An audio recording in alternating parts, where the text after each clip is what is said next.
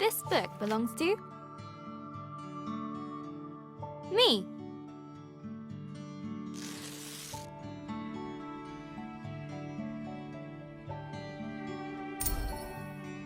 Hello, journal. Is it okay if I call you that? It's a bit formal, I know, but we've only just met. Let me introduce myself.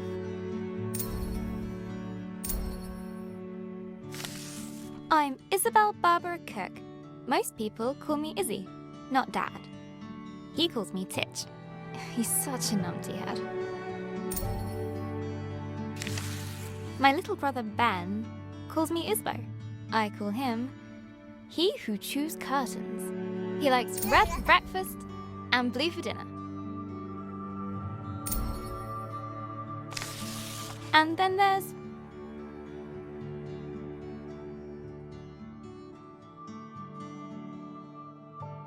Mom, my top tea drinking buddy.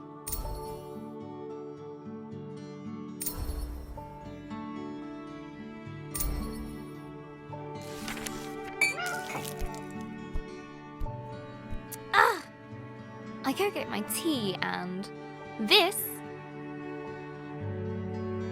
is Pinky. I think she's jealous of you, Journal.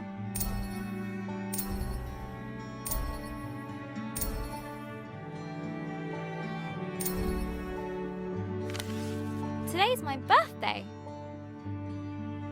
Dad made his best cake. Mum and Gran started the singing. Ben gurgled along. I blew out the candles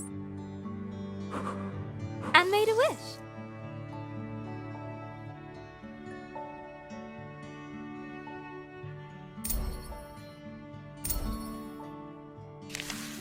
Since I was little, I've always dreamed of becoming a writer. This is where you come in, Journal.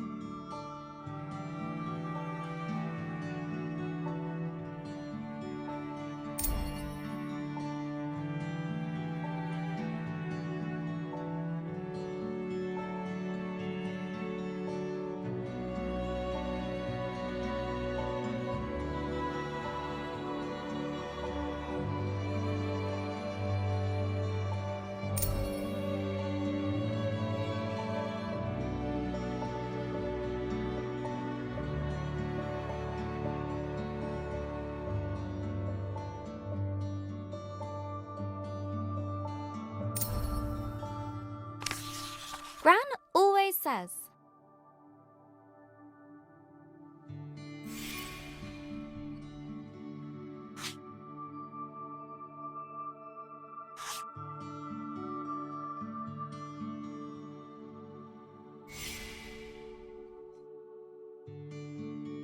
a writer writes. No one ever got anything just by wanting it. I guess that birthday wish was a waste then.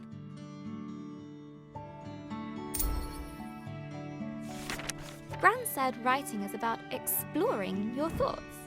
It helps you unlock your feelings.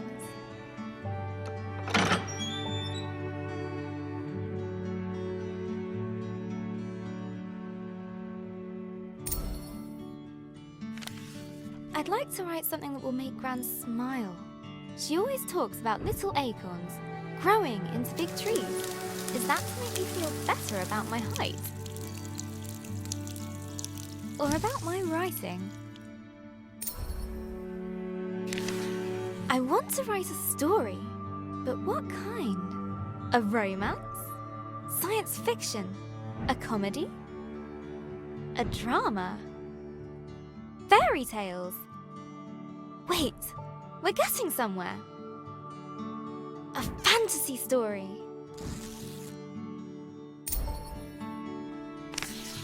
So, how do I start my fantasy story? Once upon a time. Ugh, no one said this would be easy. Again, from the top. Not so far away, in the land of Astoria.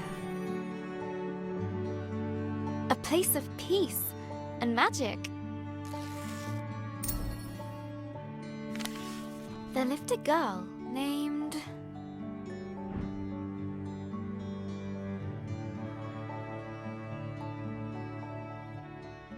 Georgia. Everyone knew her by the bright color.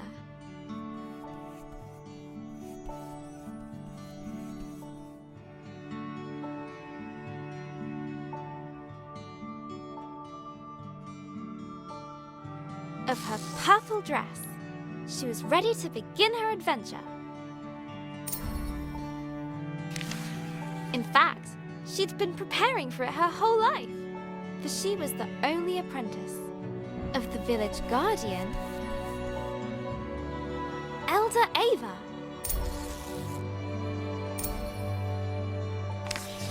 Everyone was very fond of Georgia. Her heart was full of curiosity and compassion.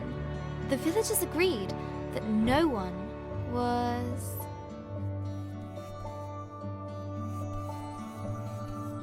as smart as her.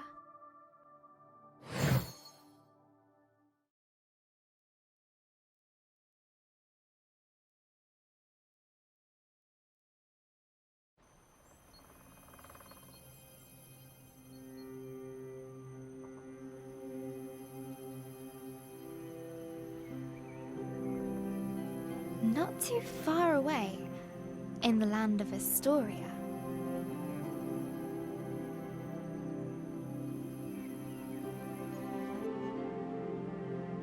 there lived a young girl named Georgia.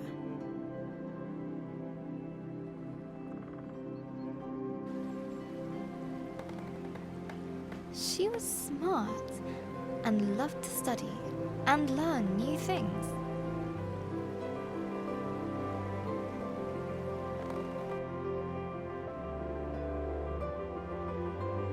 Suddenly, a faint speck of light floated down and began to buzz around Georgia. Hello, little firefly. Did you come for my birthday? Oh, Elder Ava's gonna be so happy.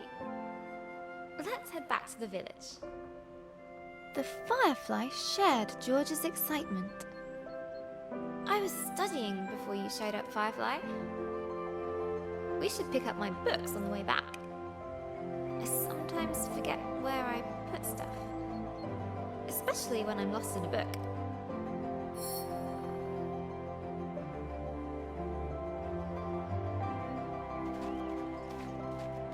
This book was about a pirate queen.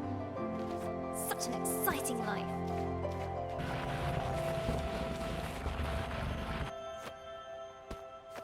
This one's about ancient lands. Maybe we'll go there, Firefly. Come on, Firefly. The village is just a bit further down. Wahoo! I love doing that. The bridge was an old, creaky affair. Careful, Georgia. Careful. Georgia imagined shark fins circling below. Phew! We made it, Firefly. And down!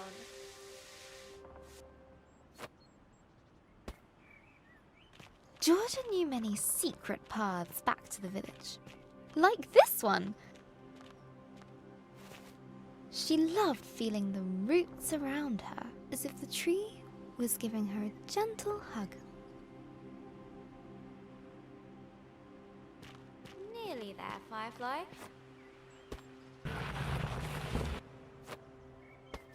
Just one more little slide. Here we go! Woohoo!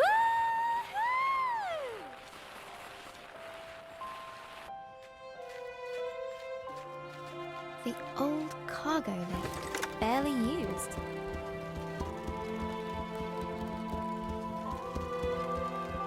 Her own secret entrance to the village above. Georgia couldn't wait to learn more about fireflies. She'd get herself a book about her village's history. Look, Firefly.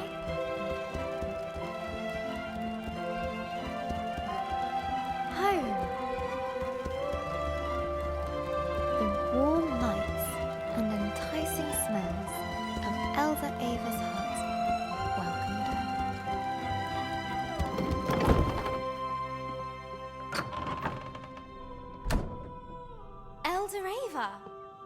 Happy birthday, Georgia.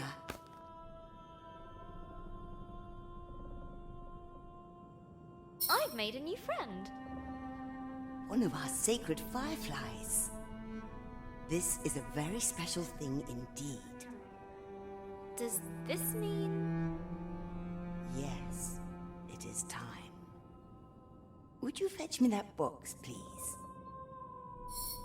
Ava was sure that Georgia would rise to the occasion.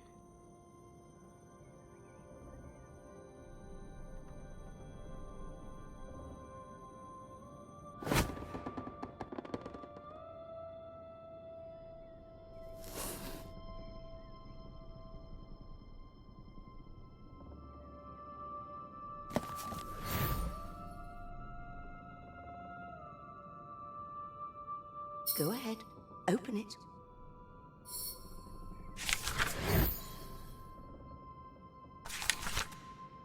This will store all the magic words you find. Some will stay with you, others are fleeting. They will help you overcome any obstacle. Now, your training is complete. Congratulations, new Guardian of the Fireflies. Guardian? But that's you. Guardian in retirement now.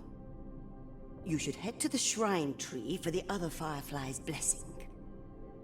I'll join you shortly, dear.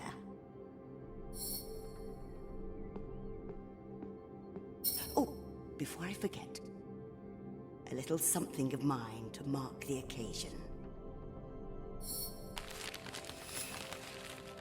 Elder Ava reached inside her pocket and handed Georgia a gift. Ava's favorite pendant, set with a ruby. Now, off you go.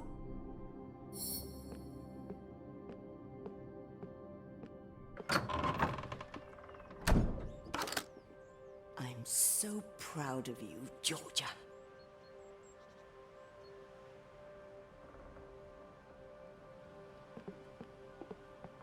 I can't wait to try out my magic book. And all at once, Georgia was surrounded by the hustle and bustle of village life. Oh, how'd you do that? Wait a minute. She's got the power. She must have the book. Georgia loved throwing stones over the rooftops, but not today. Today, the Firefly Shrine was waiting. Look, Georgia has the book. She looked over her bustling treetop village. I heard you had a bit of leaf mould. This was all she knew. Yeah, Elder Bassus gave me a poultice. Did it work? Cleared it right And up. it was home. Looks better than ever. Smell that. That's the scent of paradise. I could always use more paradise. Takes in. But inside, she was still curious. Hey, Georgia! Happy birthday! No, you can't have a magic book. Good to see you, Georgia. But Georgia has one. But that's different. She's special. But you say I'm special. Careful, careful. No need to rush.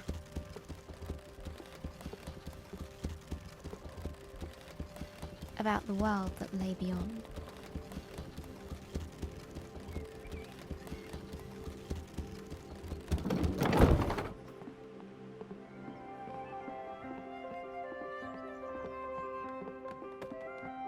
The bridge swayed in the warm breeze. Its slats creaked with a gentle familiarity as Georgia crossed it.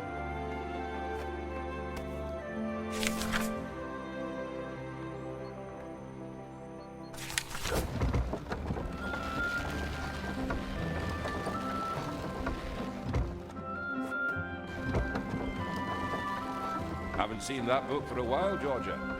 You off to see the Fireflies? Let me get the key.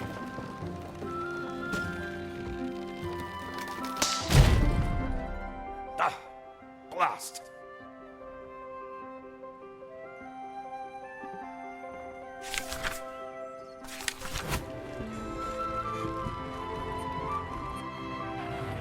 Georgia couldn't wait to see the fireflies.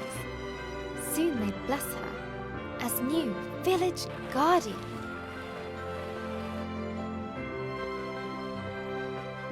What's being guardian going to be like, Firefly?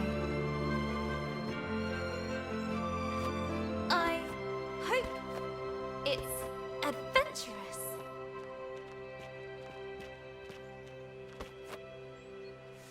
Let's swing into adventure. Perfect.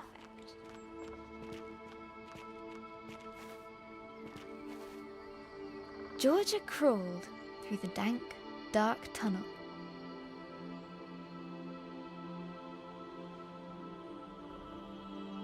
It didn't feel like being hugged at all.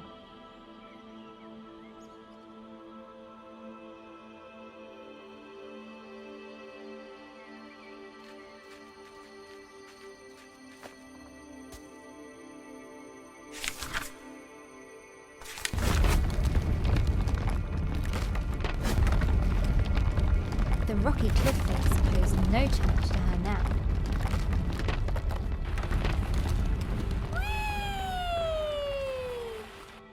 The sacred bell to announce her arrival.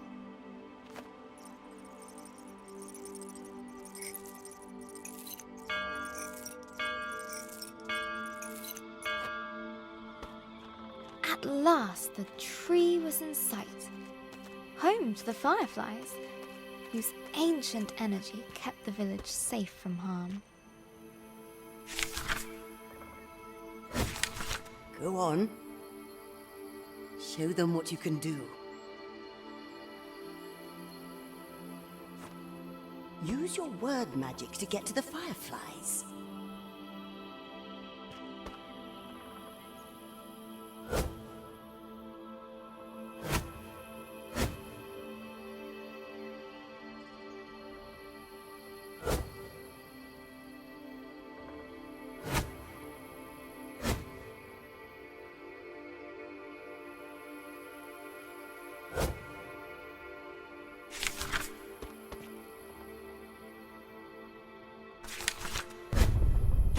It?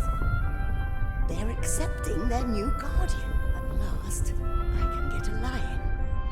Glowing light surrounded her, a timeless energy that birthed stars and forged suns. Now she was part of it, forever. And so Georgia became the new Firefly Guardian. But her biggest adventure was yet to come.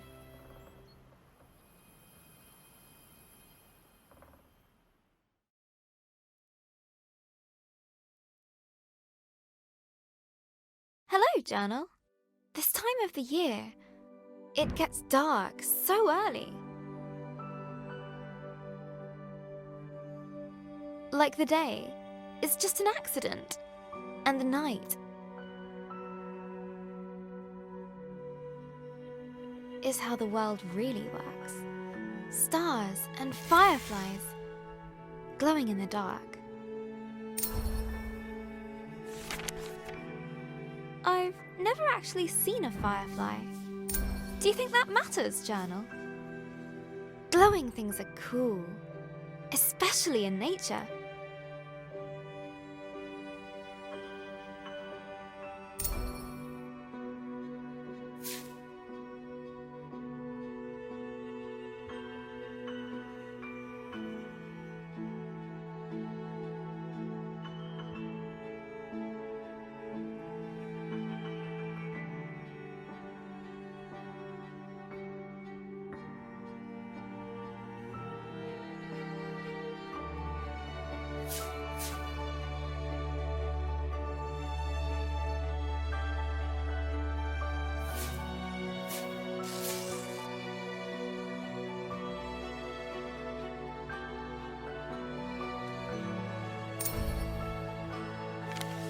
On holiday in Wales, Gran and I would go to the beach and look up at the stars.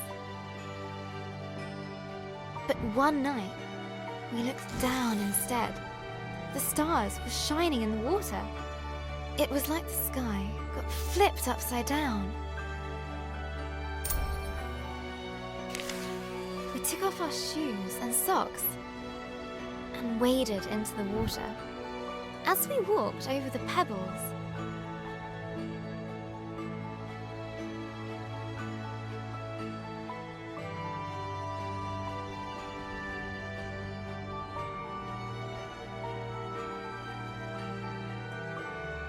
they glowed beneath our toes. Gran said it was called bioluminescence. Tiny plankton in the water being moved back and forth by the tide.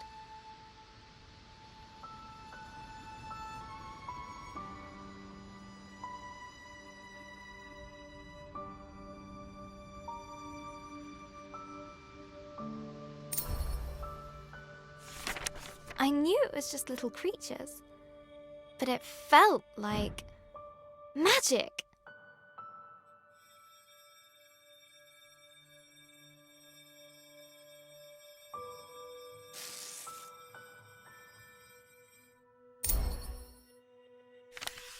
I got up very early the next morning.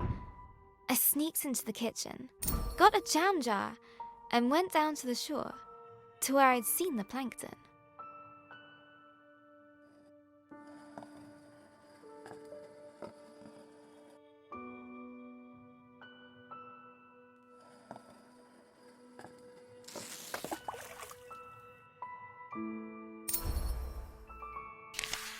That evening, I was so excited. I carefully put the jar on my bedside table.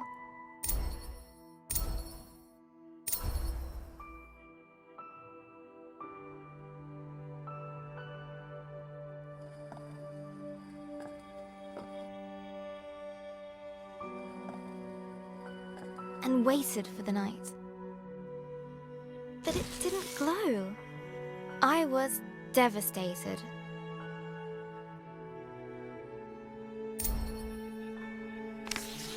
I showed Gran the jar. She laughed.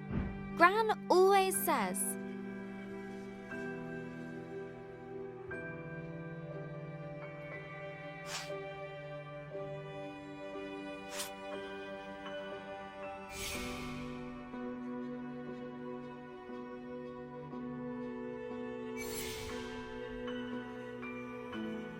You can't put a cork in nature.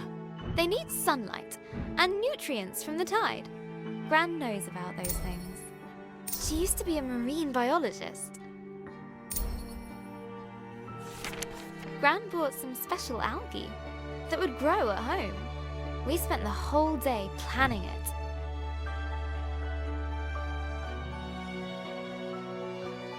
Sand!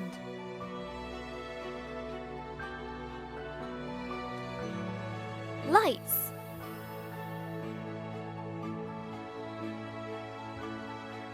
A house! Corals! Water! Pebbles! Glass stones! Company!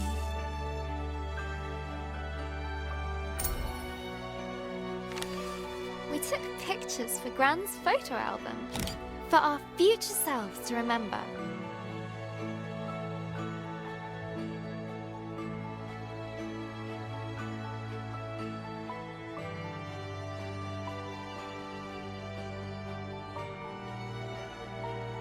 How the tank took ages to fill. How we took turns stirring the algae in. How happy we were when we had it all set. Just needs time to develop, said Gran.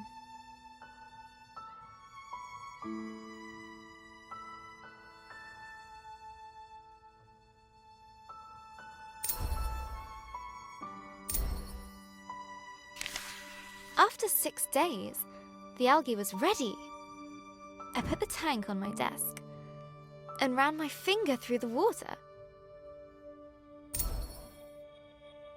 My own bit of magic.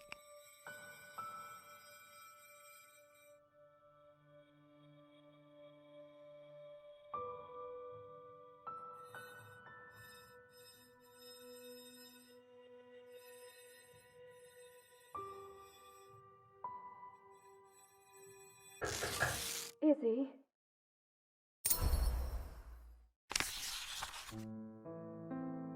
That was Mum. She just got a call. She has to leave now. It sounded really bad. I have a weird feeling in my stomach.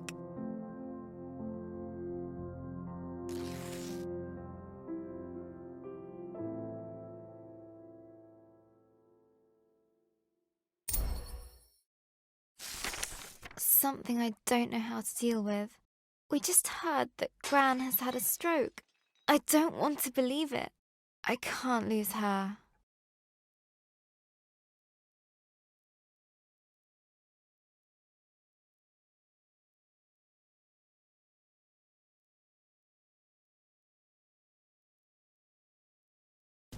Georgia woke from a hazy, distant dream.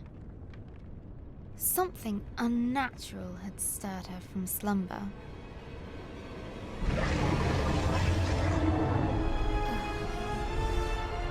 What's that noise? Elder Ava?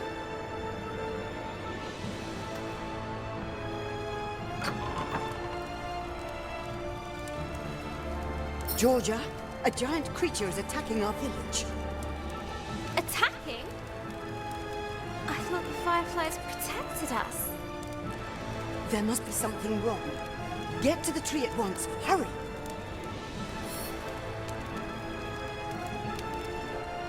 What creature could have caused this? And suddenly, Georgia was surrounded by smoke and cinders. As she hurried past the crackling rooftops, her concern grew. Hey, Georgia, you gotta hide. You can hide with us. Broken. The lift.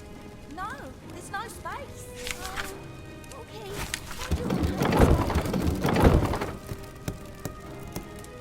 She looked at her burning treetop village. This was all she knew. This was home.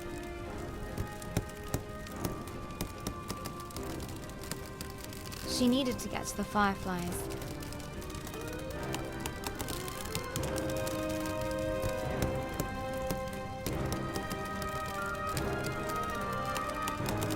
She needed to keep everyone safe.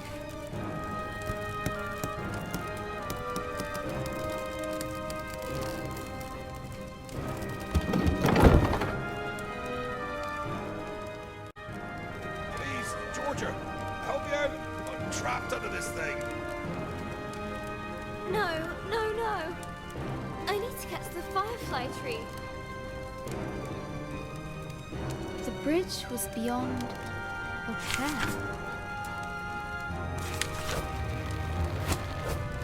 Okay. One step at a time.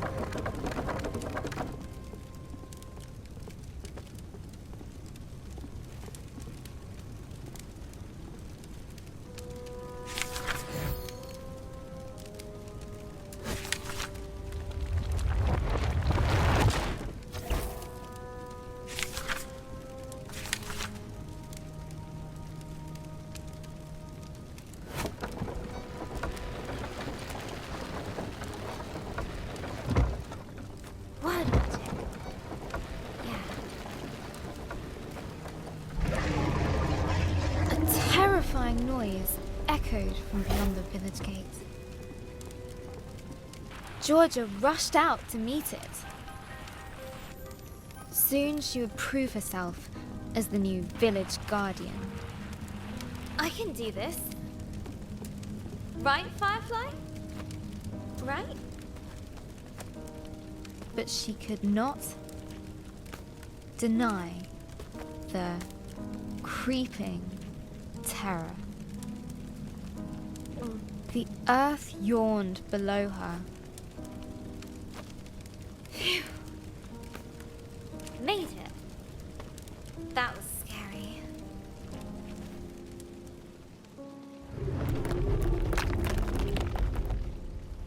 This tree did not comfort her.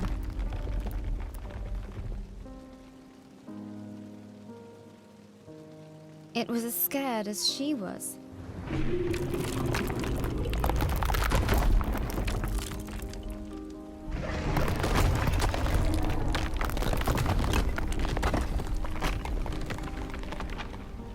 With nobody around to extinguish them, fires burned out of control.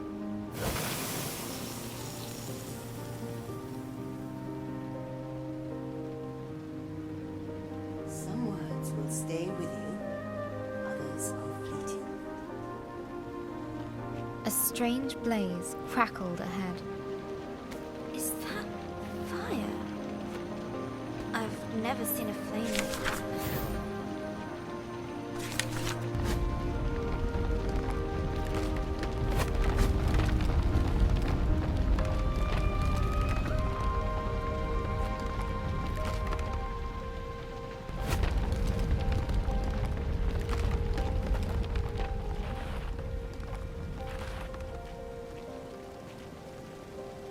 The sacred bell lay silent on the ground.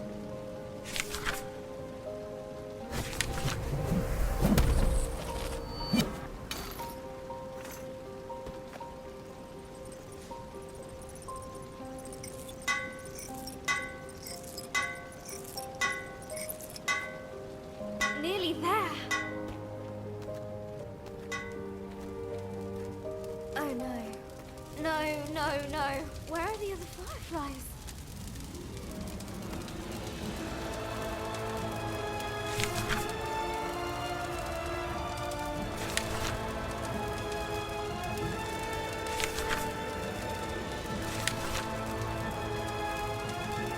Fireflies? Please be here. Please be here. Soon, the dreadful realization dawned on Georgia. Fireflies were gone.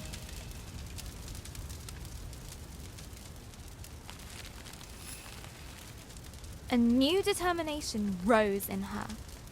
She would find revenge. Eldorava! Something took the fireflies. I know. Our people will fall sick without them. Don't worry. I'm going to find out what did this. I'll fix it.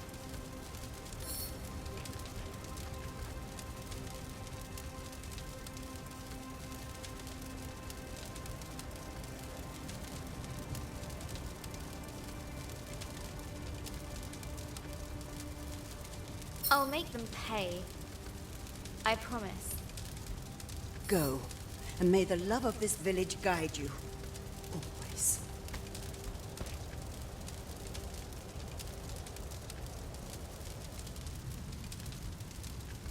Georgia took a deep breath. She knew what she had to do. There would be a reckoning. The earth could fall away beneath her, but she would not be stopped.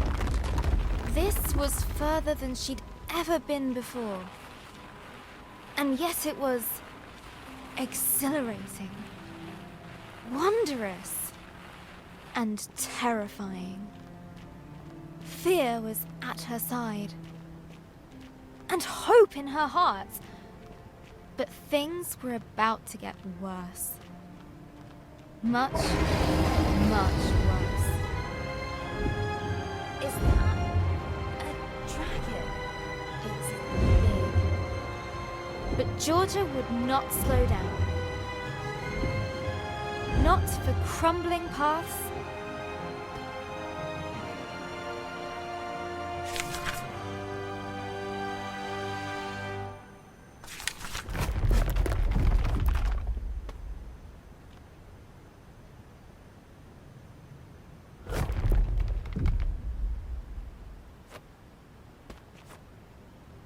Not for giant monsters.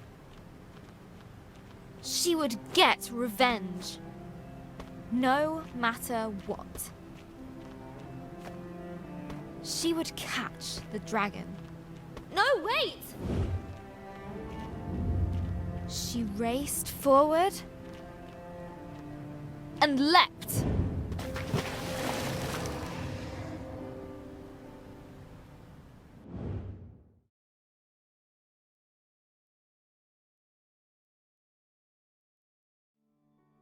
Hello, Journal. We went to see Gran today, in the hospital. It looked like a big grey fortress. It took us a while to find the right room. Dad let me open the door.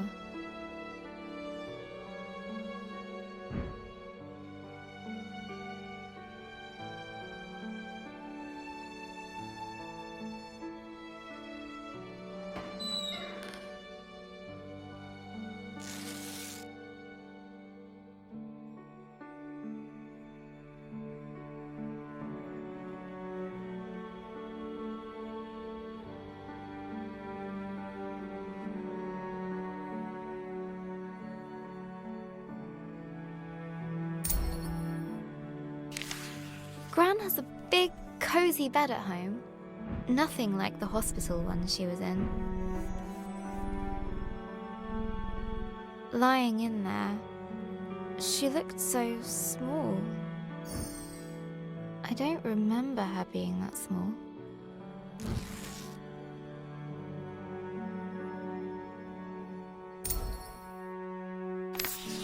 Gran's eyes were open, but she struggled to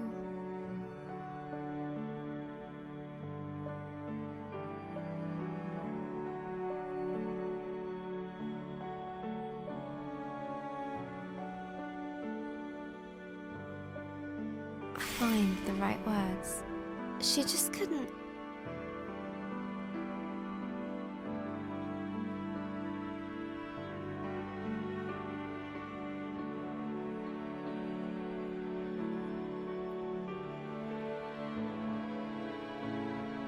Speak properly.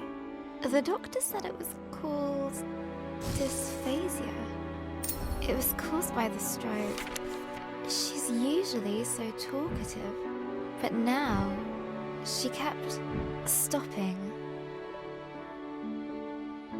Mid-sentence, as if all the words she could find were just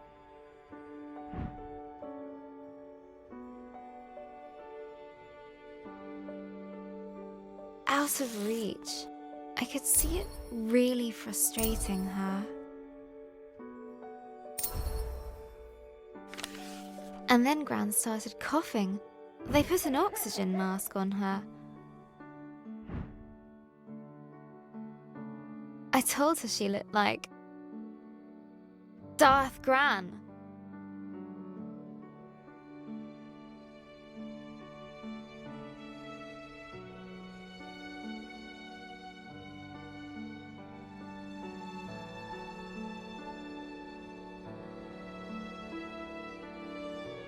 She smiled at that.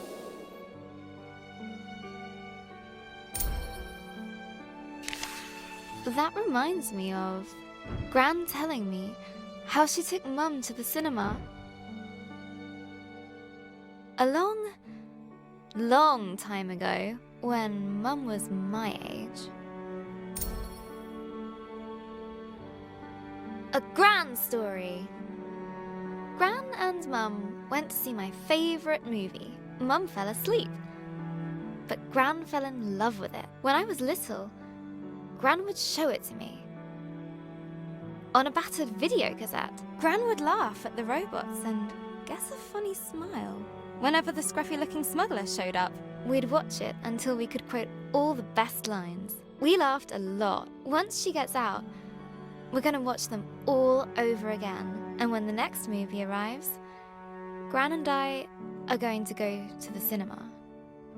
Together.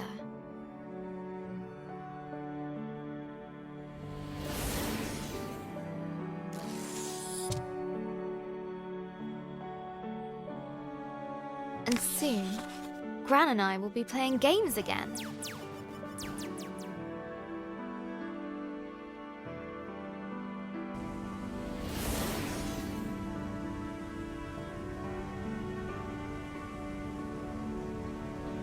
I can't wait! This time I'll beat all her high scores. For sure.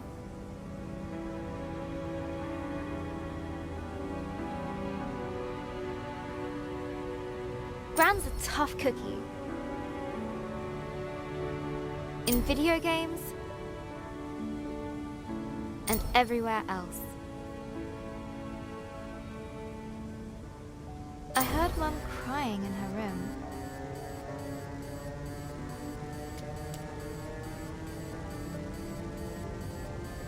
I've never seen her cry before.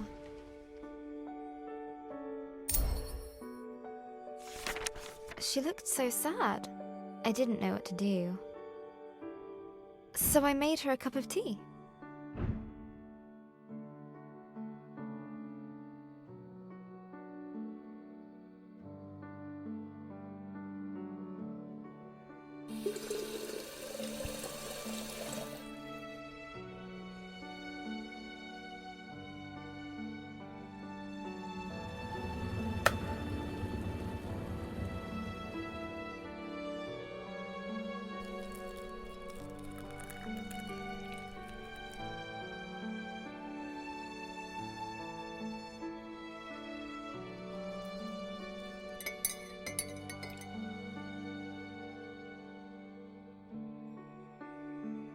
Just like Gran's, she said.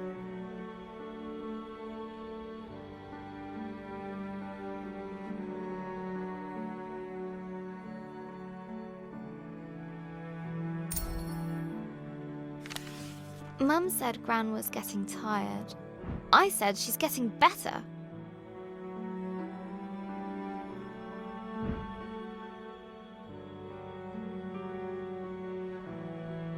Mum said she felt helpless. I said she was just sleepy.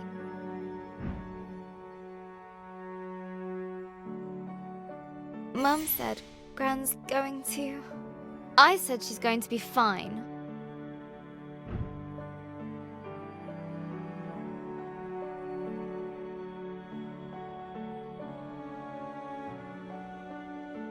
Everything is going to be fine.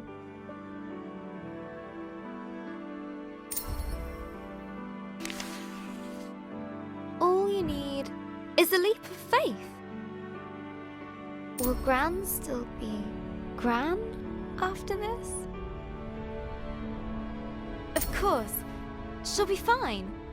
Fine! Gran is going to get better, right? I made her smile. That should help. Got to keep positive. Mum needs me to. I'll show Gran my story. Mum as well. They'll enjoy reading it. I hope it helps. What else can I do? I just need to finish my story. So, where were we? After the dragon attacked the village, Georgia swore vengeance, leaving Elder Ava and her village behind. Her journey took her to a vast desert with a guardian.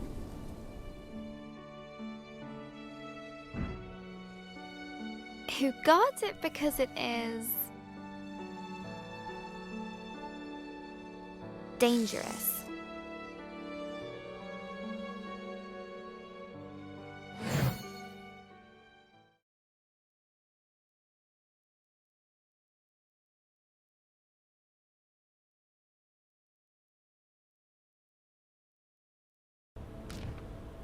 Georgia had pursued the dragon far, far from home. The desert spread out before her. Dunes rising and falling like a sea of gold. Timeless and bewildering. A glow in the sand. I'll get you safely home, my little friend.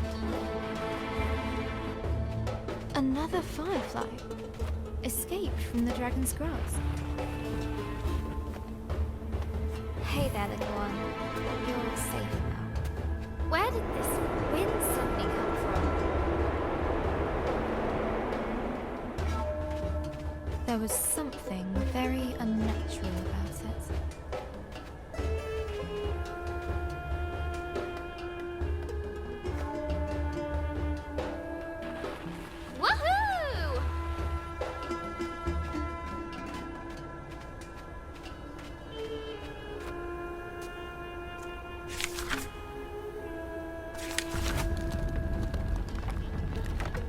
wind won't stop me.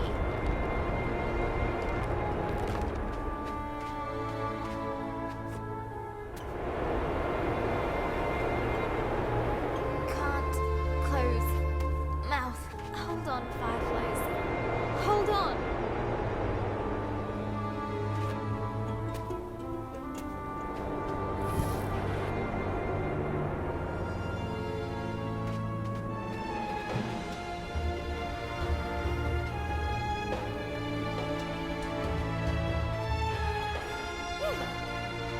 It stopped. Someone's down there. Outlandish creature! You are a meat creature. You are soft and squishy. This place will chew you up like a bug.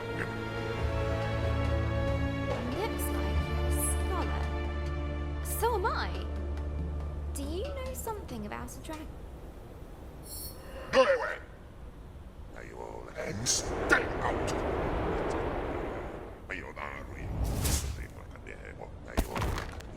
But Georgia's will would not break that easily. Hey! Come back here!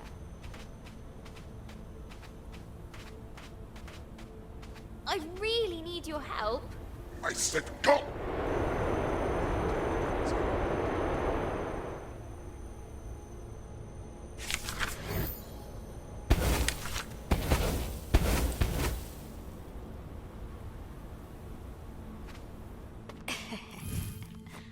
Surprise!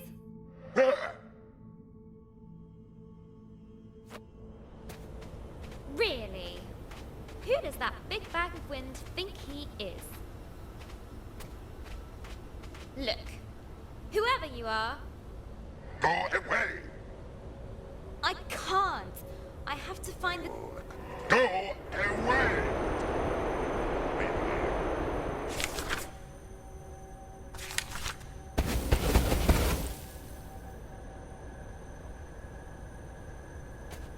Okay. See ya.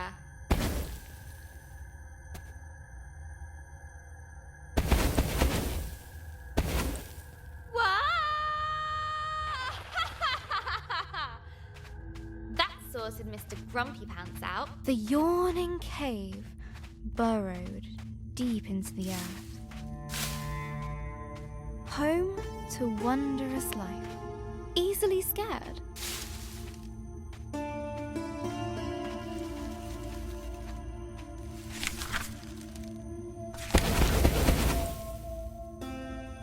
Whoa. This place is huge.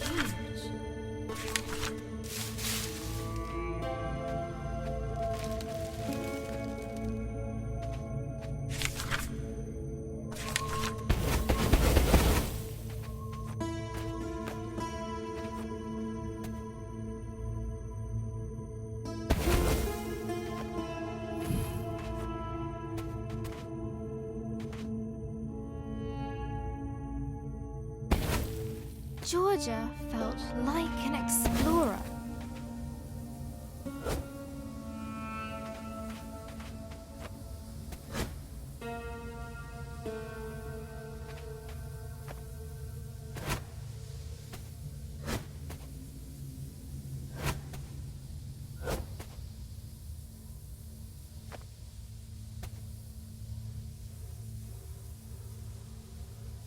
Uncovering the unknown, far below the rolling dunes. I wonder what used to be down here. Maybe sand-swimming desert pirates or one-eyed troglodytes. I hope not.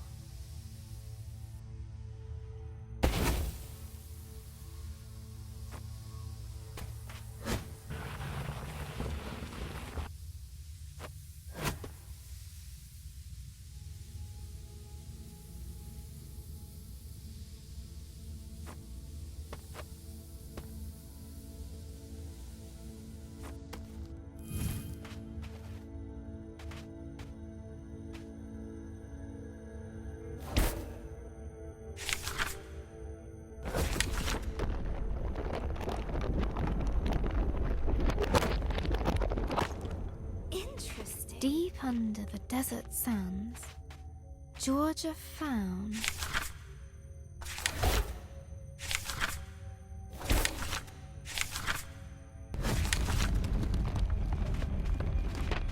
a long, forgotten chamber. The plant recoiled at the sound of her footsteps.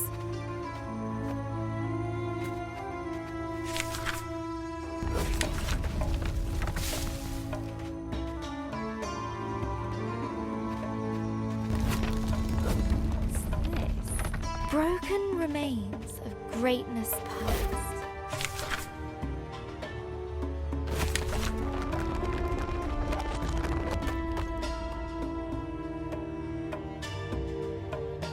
The silence of the ages filled the air.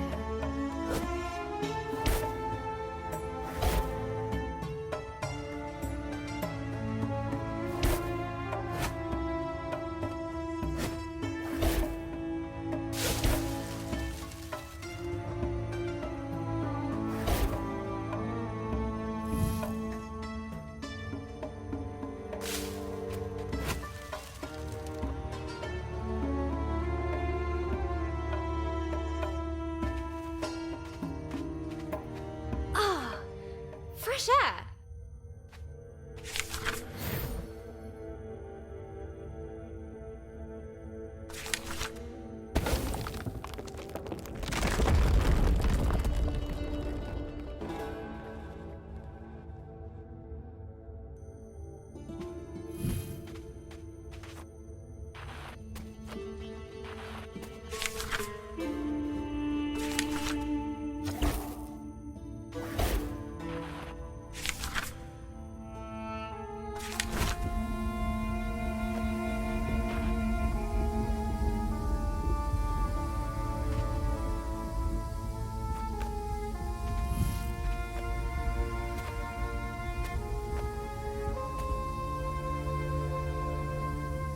A familiar, foul-tempered voice drifted down Let to the Georgia. meeting go.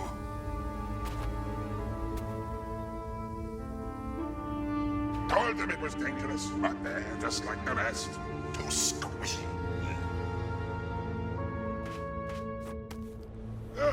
You. You shall go no further.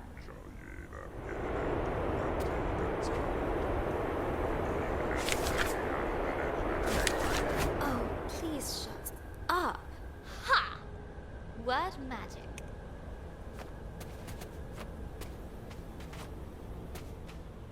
Georgia had disarmed the djinn.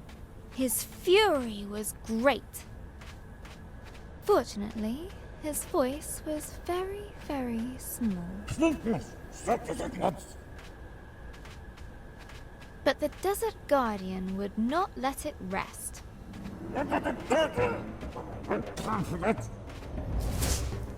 Hey! Stop it!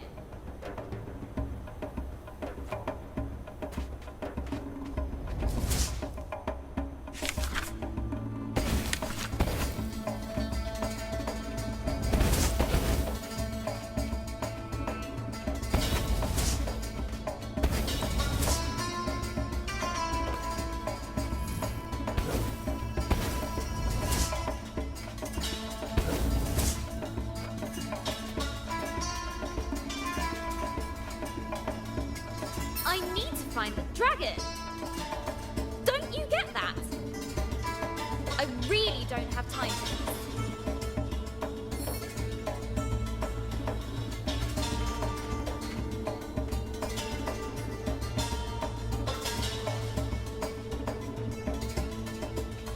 That's it. So long. Woo-hoo! Well, we got rid of sulky boots again. Now, what's all this? As she looked around this lonely, desolate place, Georgia wondered, why would anyone choose to live here?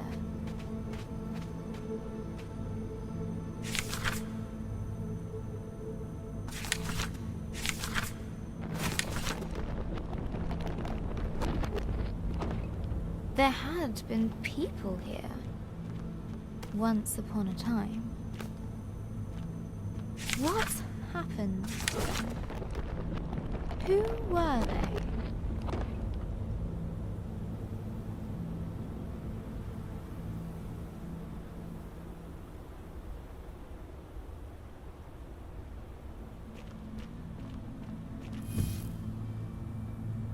Maybe I'll find answers here.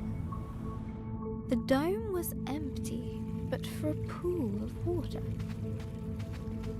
An inviting place to rest. George's thoughts drifted to the people that once had lived here. She was sure they must... Warriors.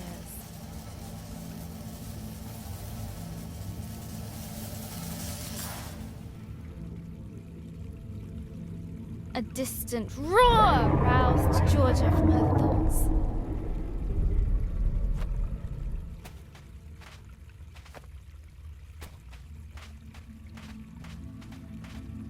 I'll catch you yet, dragon.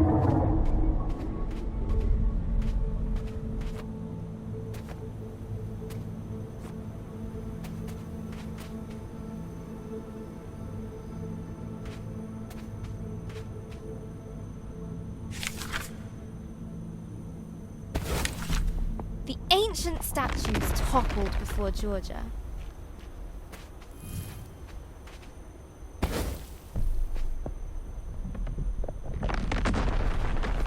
Proud warriors.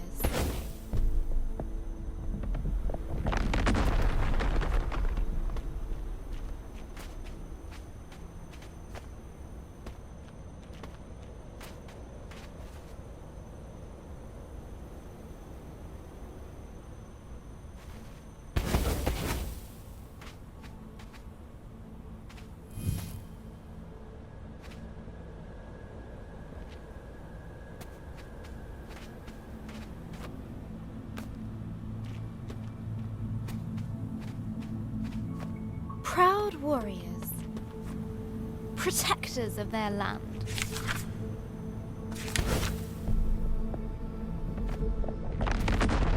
Fall before me.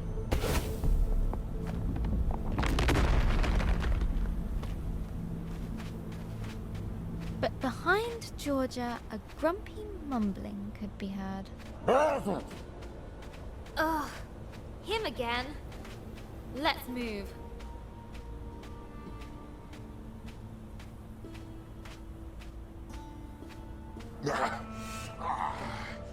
That's better. I do the magic around here.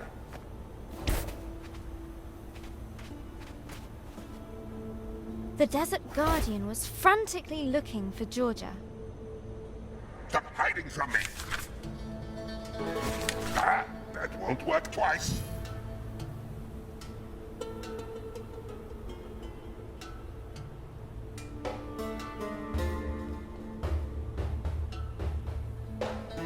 He would surely find her eventually.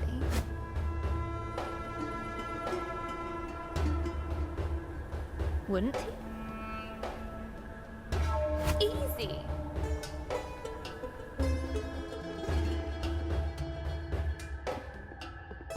Despite the darkness, Georgia's hope guided her.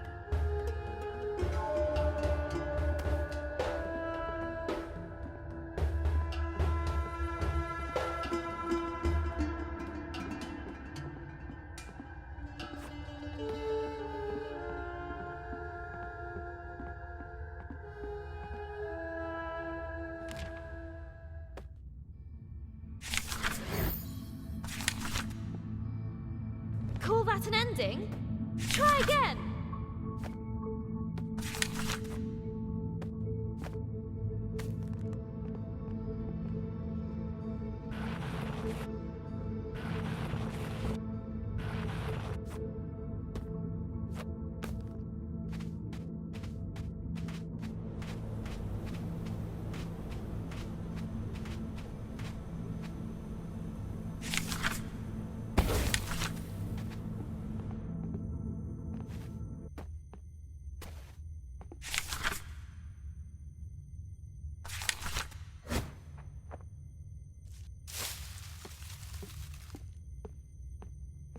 must leave.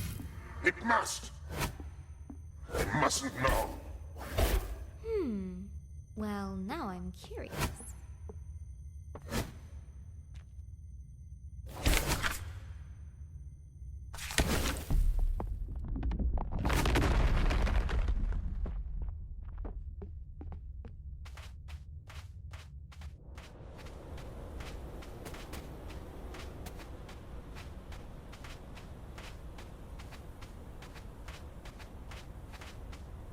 What is it with this guy?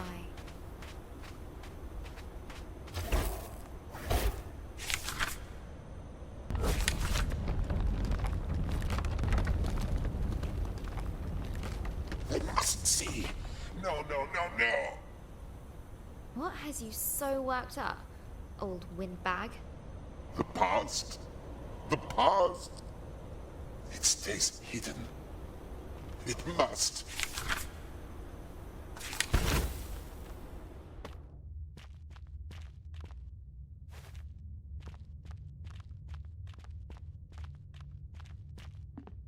Oh, the old days. So little left. Best forgotten. Look, whatever it is you don't want me to see, I'm sure we can... No, no, no, no. You cannot go further. Back! How can I get him to listen? Would she break the Jinn statue? Or repair it?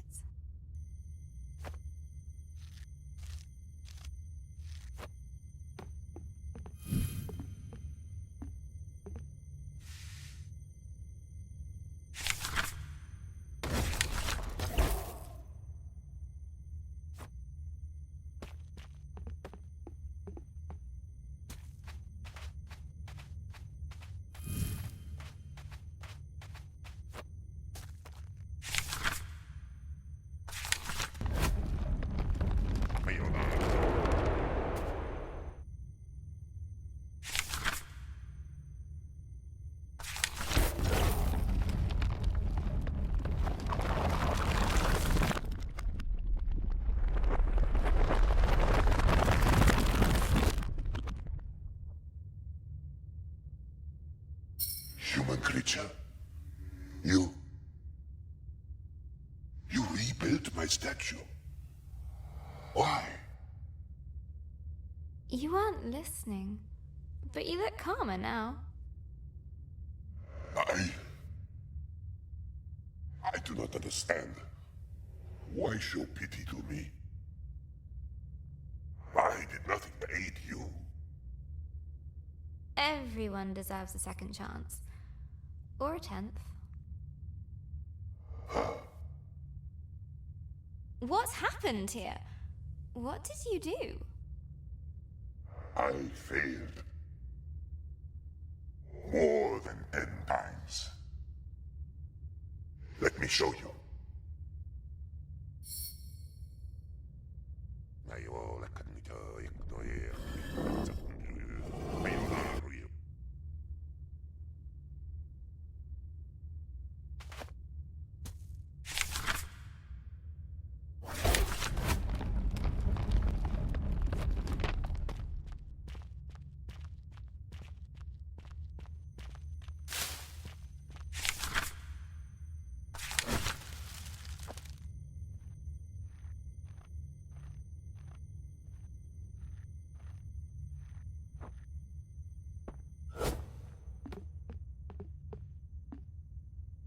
I was once worshipped here.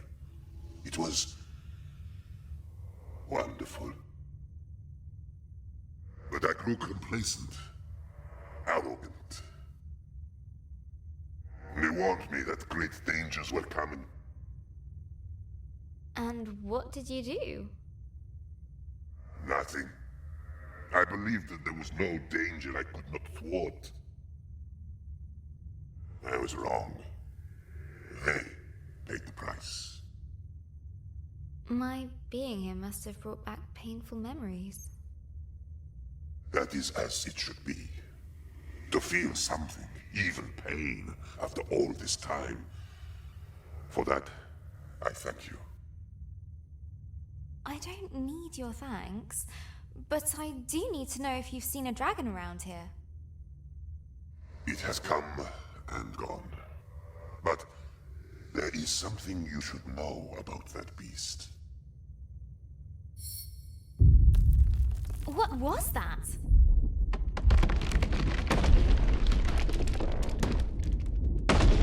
Hold on!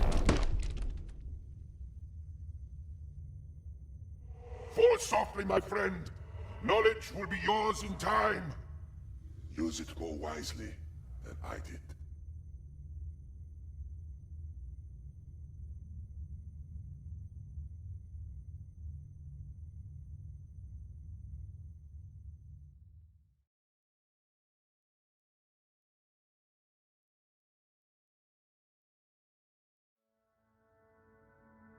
Hello, Janel.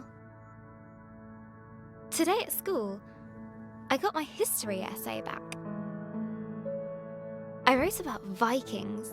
I love Vikings. Mr. Collins didn't like it. I won't be showing this to Mum.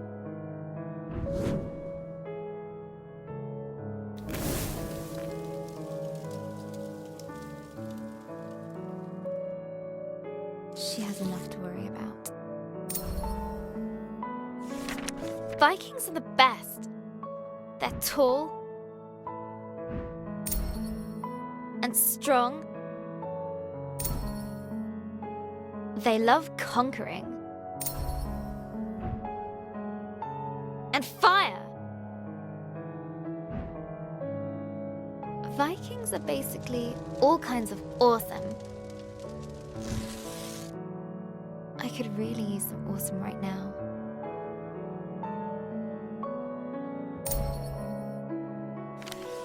I got her old photo album out. I wanted to see Gran like I remember her when she was awesome.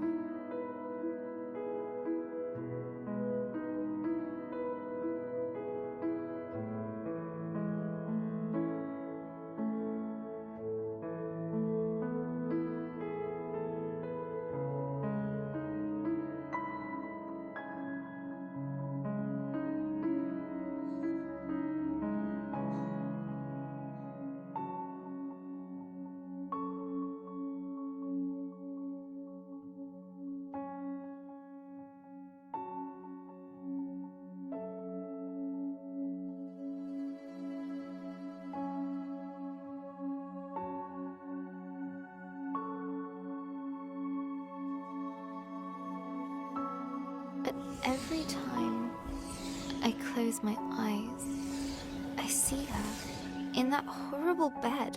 We're visiting the hospital later today. When we arrived, Gran was asleep. Her skin looked so thin, almost see-through, like tissue paper. She was Gran-shaped, but empty. I mean, that's silly, right, Journal? It's just Gran. But somehow it isn't. It's not her!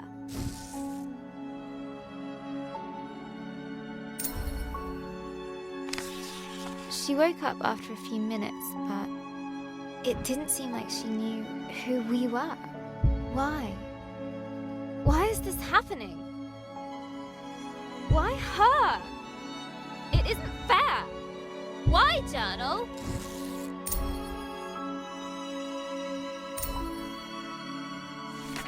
Gran still can't speak properly. It's so cruel. She can't tell us anything. Like what she wants to eat? Or how she feels? And what's worse, everyone pretends they're having a real conversation with her, but they're not. You're doing fine, Barbara, the doctor said to her. You just need some time. Hospitals should make you better. She's so ill now.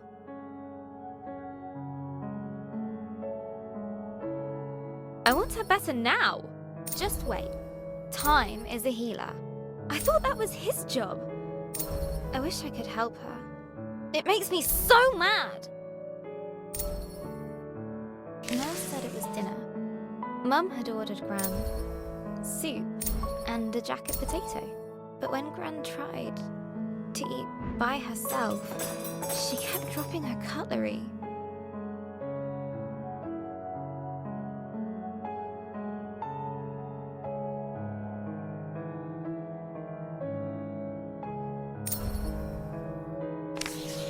Then I noticed Mum had ordered her mushroom soup. Mushroom! Gran calls them nature's bogies.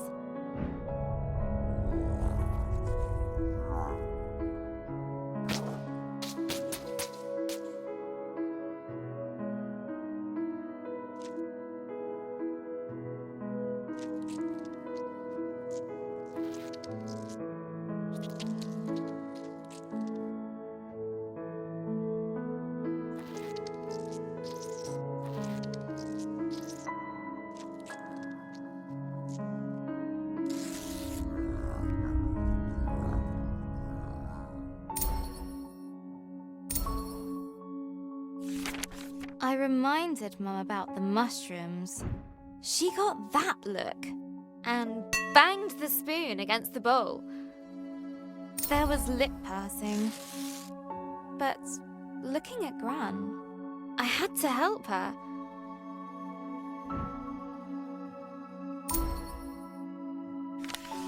I still had some loose change. So I ran down to the entrance hall, where I'd seen a vending machine on the way in.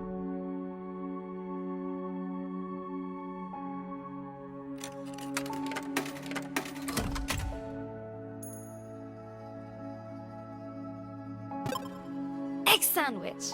Hurrying back to 305, I couldn't help but grin. They didn't let me back in. Adult talk. Wait outside. That's what they said. So I waited on a bench until Mum came out the room. She said nothing. Just took me to the car. We didn't speak a single word. Not at the car park. Not during our drive home.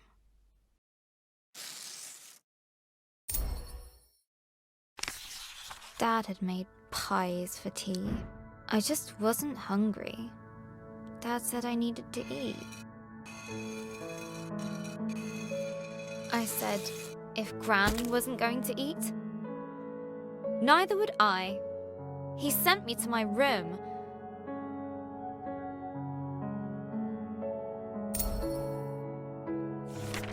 I slammed the door really loudly and flumped onto my bed. I still had the egg sandwich. It was all mushed up. Everything is all mushed up.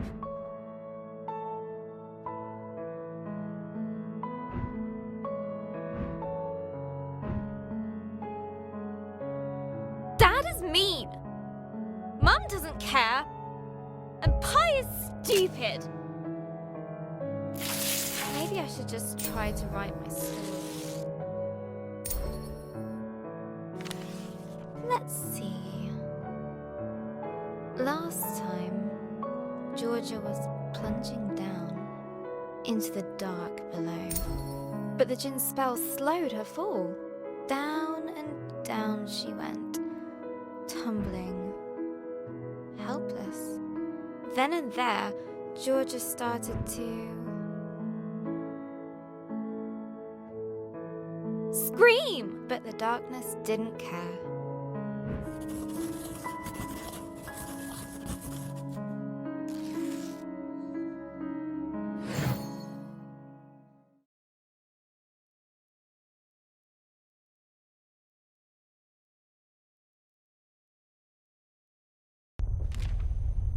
As Georgia hurtled through the darkness, her helplessness no longer made her feel scared. It made her feel frustrated, angry. She wanted answers.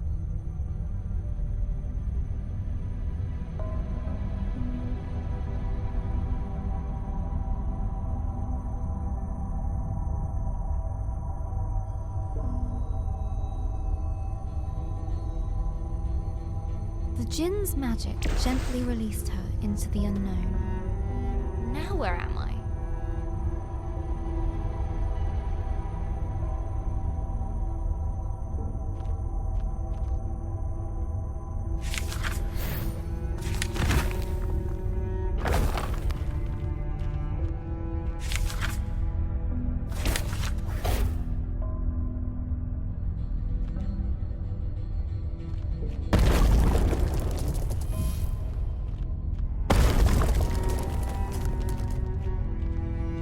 The ground was warm to the touch. At least it's quiet here. Just my luck. And what's that? Molten stone. She'd seen nothing like this in her forest home. I really miss my reading.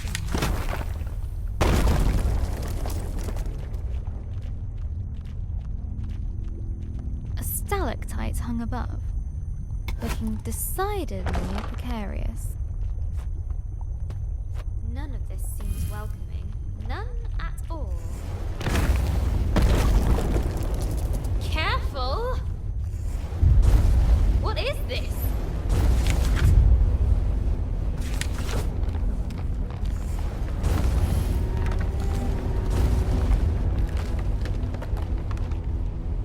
Something was unnerving about the pendulum. I knew it!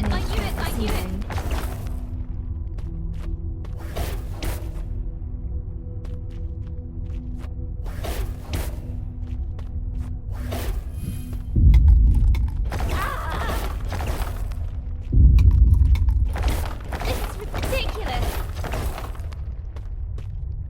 I need to find whatever is causing this and stop it, or I'll be smushed.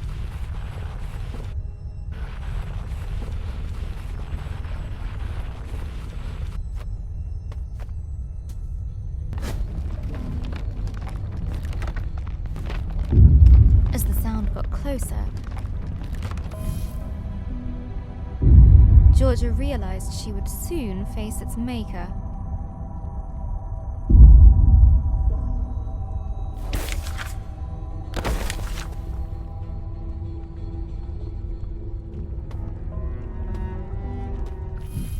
Okay, here we go.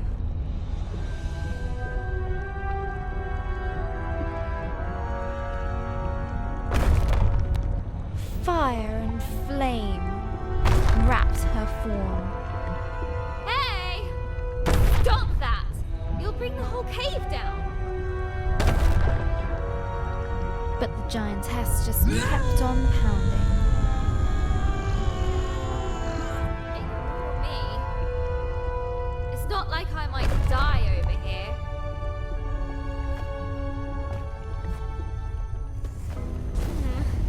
At least that noise has stopped.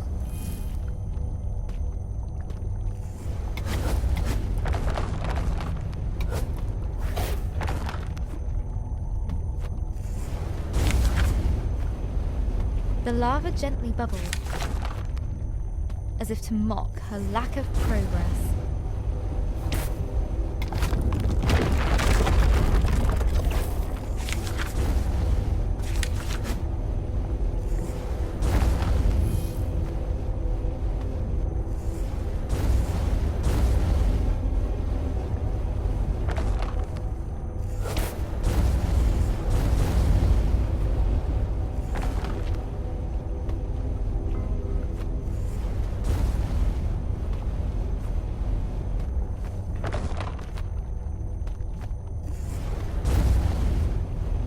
The lava gently bubbled, as if to mock her lack of progress.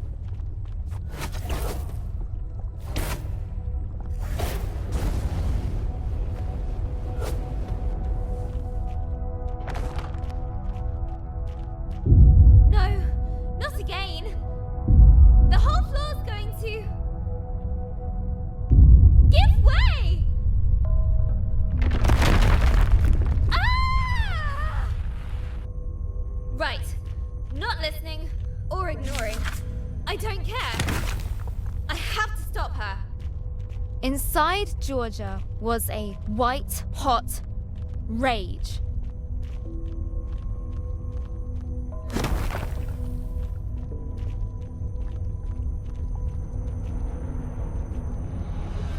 Hey!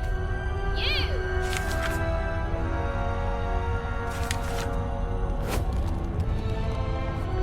Hey! Whoever you are! You nearly killed me! Hey! Are you listening?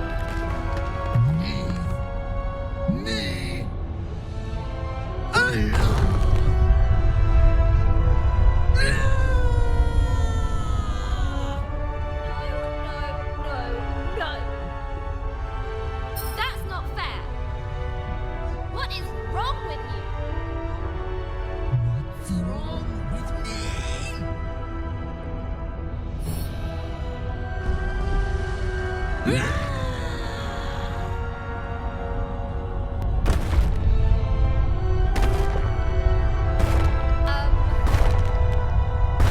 Might have overdone this.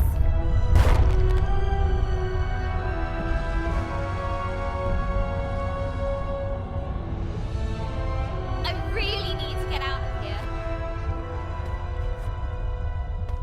A timely exit. Georgia didn't quite know what she'd encountered. Sheesh. She's so angry. The thought stuck with Georgia. What's wrong with her, I wonder? Whew. I think I need a breather. A place to rest. Georgia was beginning to feel the burn of loneliness.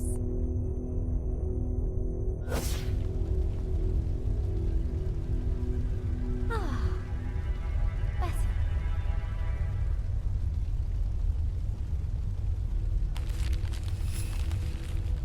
Georgia's thoughts drifted back to the burning giantess. Why would she must have felt alone. Imagine being stuck in a cave all by yourself.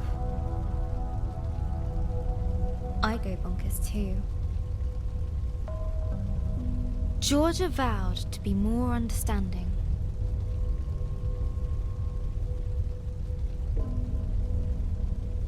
If they met again.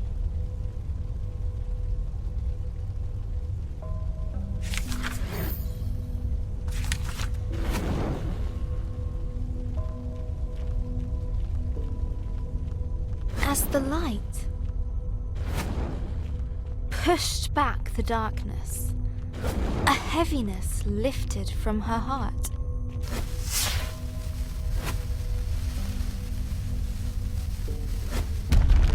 That was strangely satisfying.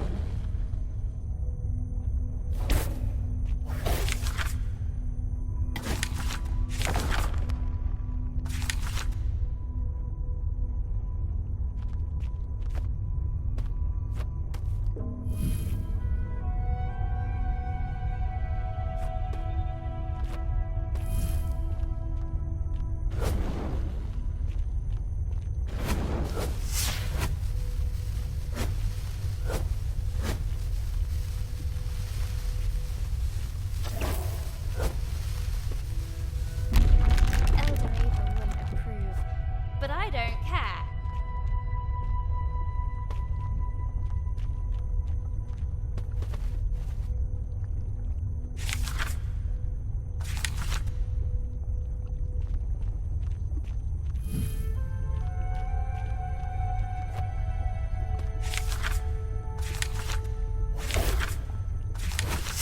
Yeah!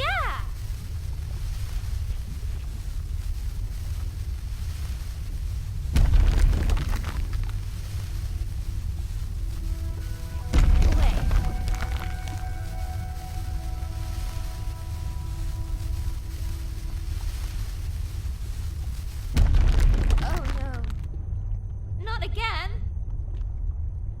Georgia was adrift on the current. Without control. lost on the flow of lava.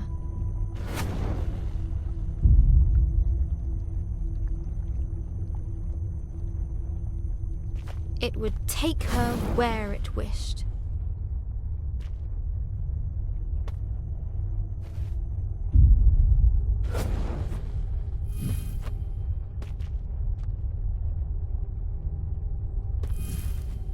It's speeding up. That can't be good. The burning river went faster. And faster.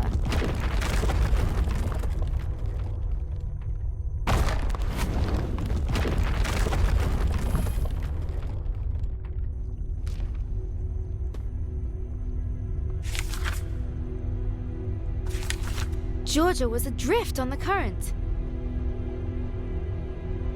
Without control. Lost on the flow of lava.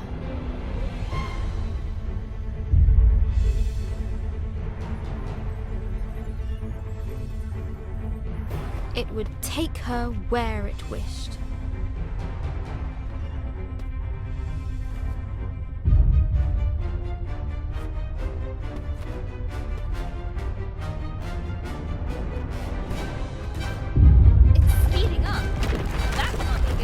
The burning river went faster.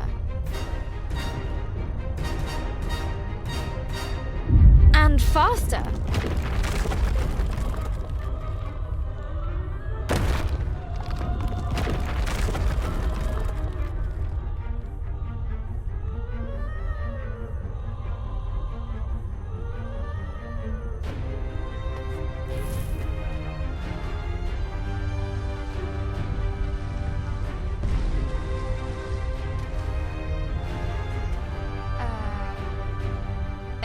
Georgia. Remember, empathy. You again. She isn't listening. Run, Georgia, run!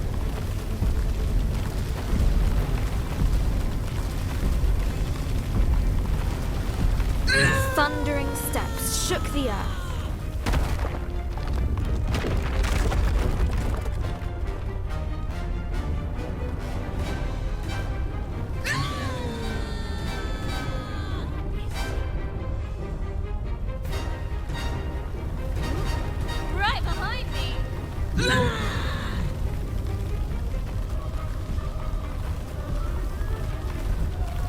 Debris was flying everywhere.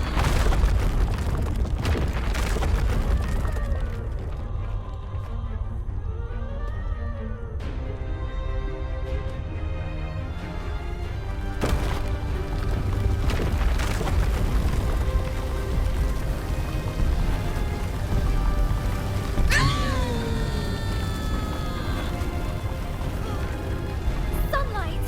Freedom.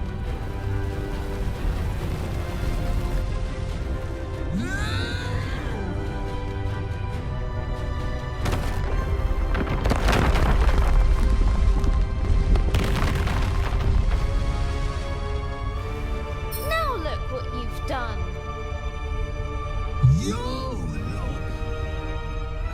We're trapped and it's all your fault. I hate this place and I hate you. I hate you. Her anger consumed itself. Huh? What happened to you? No. Don't feel so angry now. Angry. When I'm angry, I take a few deep breaths.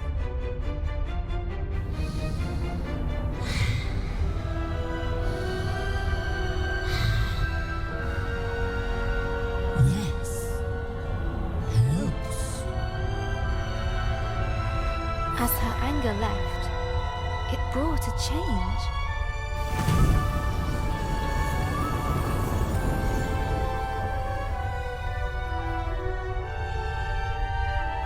You did it again!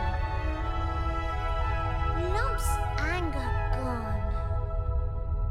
Lump? Nice to meet you.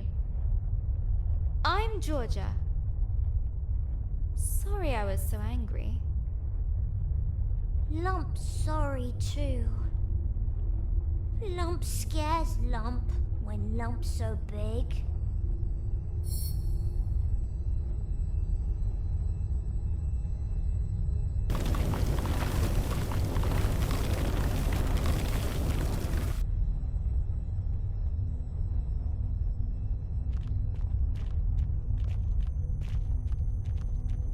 I'm looking for a dragon.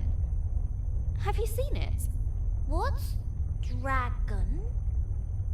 I'll show you. But first, we need to get out of here.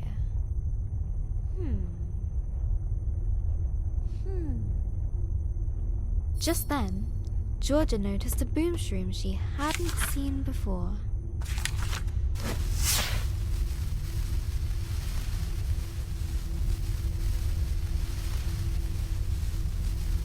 We did it! We're free! Free!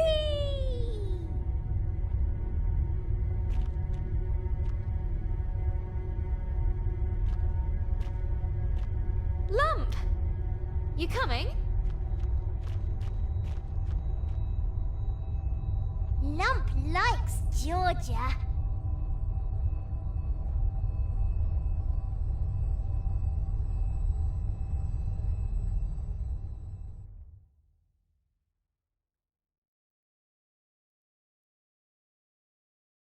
Hello, Journal. Today, Sarah at school told me her granddad had a stroke too. His mouth went lopsided,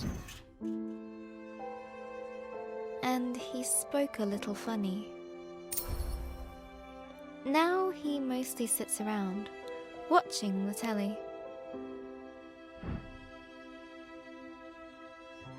I don't think Gran would enjoy that.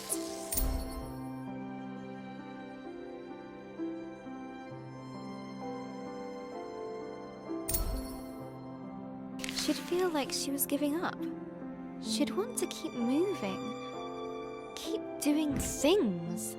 Gran always says.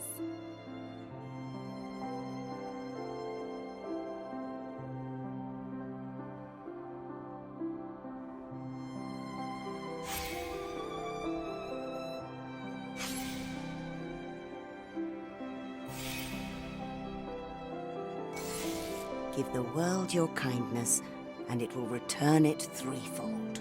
The more positive energy and kindness you give the world, the more you get back. When Mr. Parry's lawn got too high, Gran cut it for him. For the community centre meals, she baked cakes.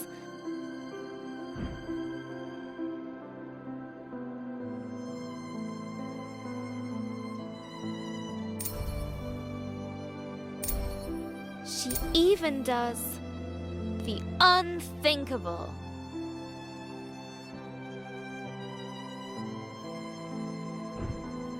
She changed Ben's smelly nappies. We could do with kindness right now. Someone better step up. Me! Starting with bringing world peace? Cooking for the elderly? Cutting Mr. Parry's lawn? Tidying my room?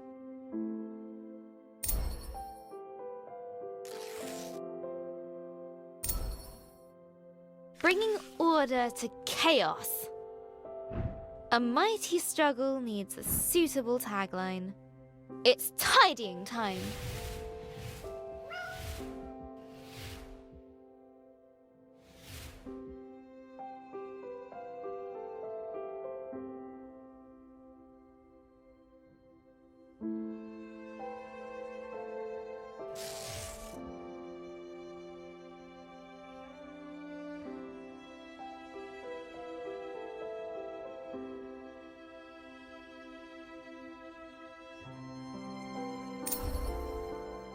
And then I did the washing up from breakfast.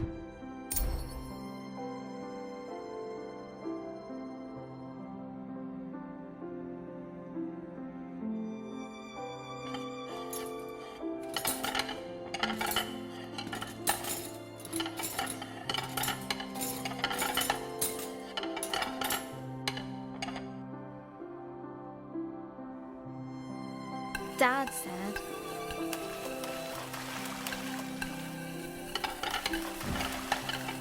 "It's a miracle." Then he bowed at my feet. He's such a complete numpty head.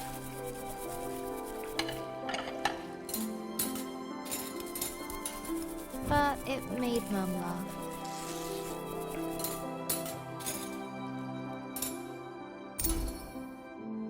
And when we got to the hospital later, Gran was sitting in a chair and looking out the window. She was smiling. So all the things I've been doing have been working. I just have to do more. There was kale for tea, which is a kind of vegetable torture, but I told myself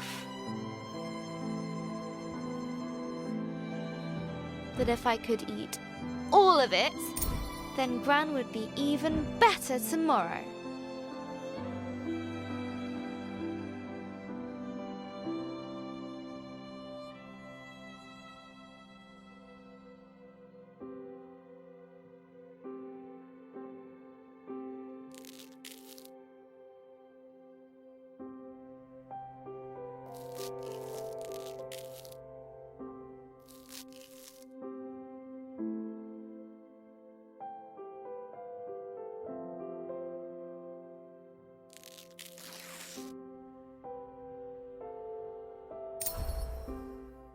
I am on fire today.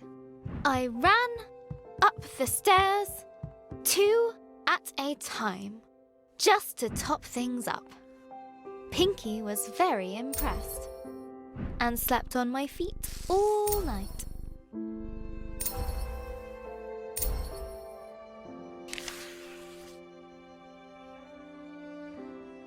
Hello again, journal. I couldn't sleep. I guess I felt a bit silly. I mean, who cares if I eat my kale? Well, Dad, maybe? But does any of this really make a difference? It's just, if there's a sliver of a chance, it actually does. I want to believe in it.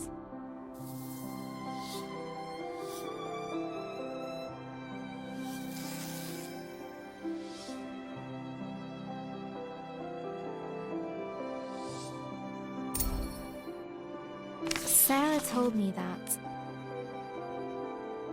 when her granddad was sick, she used to pray. I don't exactly know how that works, but best to hedge my bets. Please, please, please, please, please, please, make Gran well.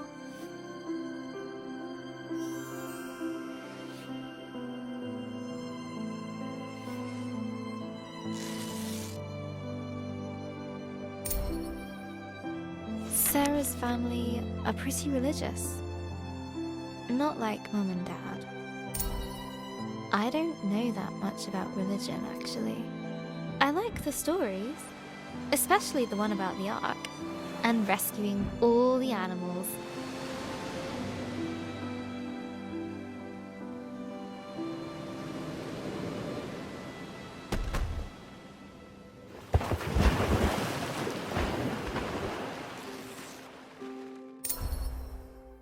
Gran was raised Catholic, but I never really heard her talk about God, apart from that time she dropped the yogurts in Tesco's. We took care of the mess before the staff noticed.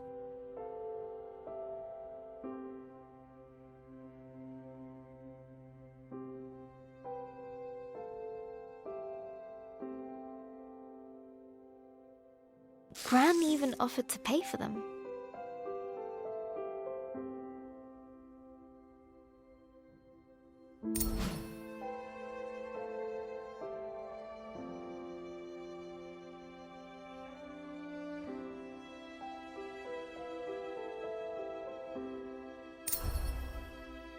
I asked her once. She said, if there is a God, they're in our actions. How we help and love one another.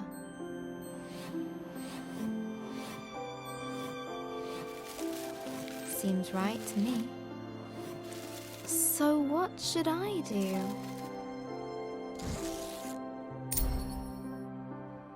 I'm going to bring in my story next time we go to the hospital. I can read it to her. I think she'd like that. Maybe if I do a really good job, she can come home in time for Ben's birthday.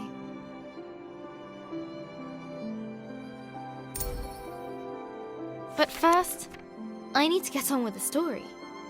Having escaped the flaming caves, Lump and Georgia ventured into a tenebrous forest. Writing Lump is going to be fun. But if she's not so angry anymore, she might need another character flaw. Maybe uncontrollable cravings for sweet fruit.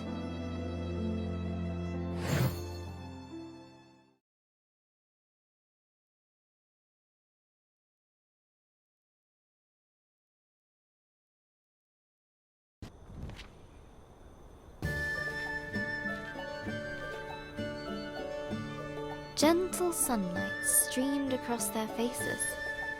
Sun! I missed you. Oh, Skyfire is warm. Like Lump.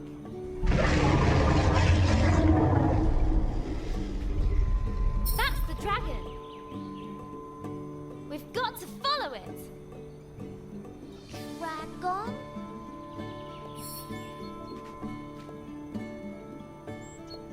We need to follow it.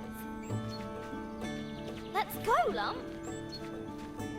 Lump no likes follow anything that goes.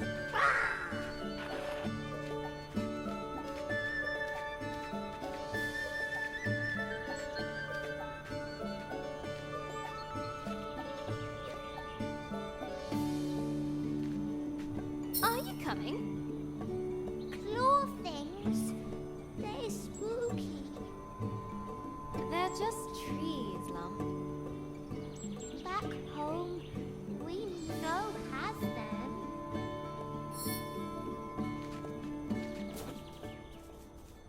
The grey forest, dark, foreboding. Georgia didn't care. Home. You miss it. Yes, that's why I'm doing this. You miss home, but you leave it. You curious human.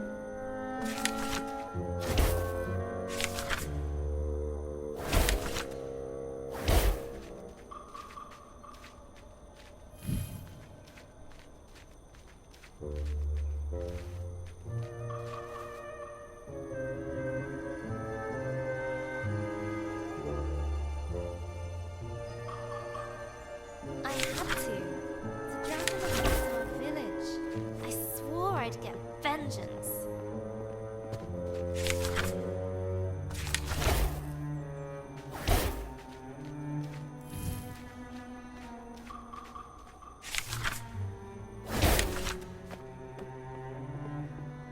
What is dragon? Like cave bear? Well, I guess it's like a lizard. Oh, lizard's cute. A really big lizard.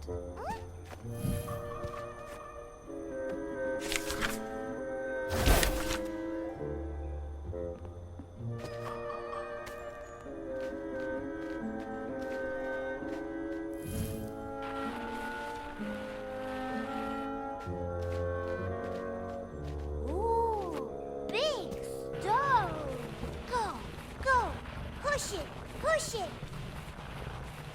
You could help, Lump. Lump small. Lump no use. You used to be a lot bigger.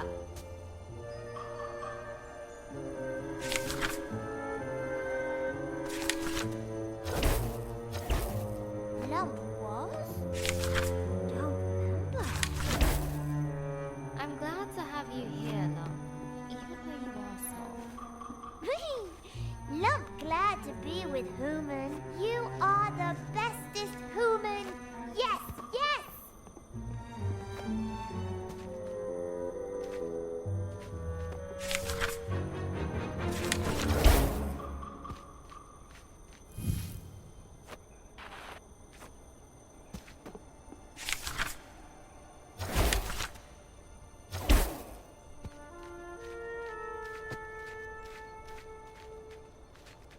Georgia couldn't help but smile at Lump's silliness.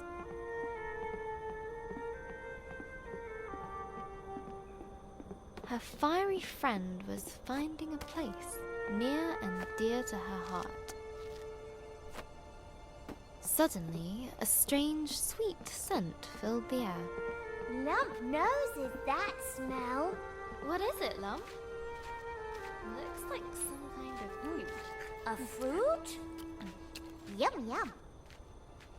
Lump love fruit. That's nice. Like honey from back home. Wait. I can't let myself be distracted. We need to go. But the fruit. Okay.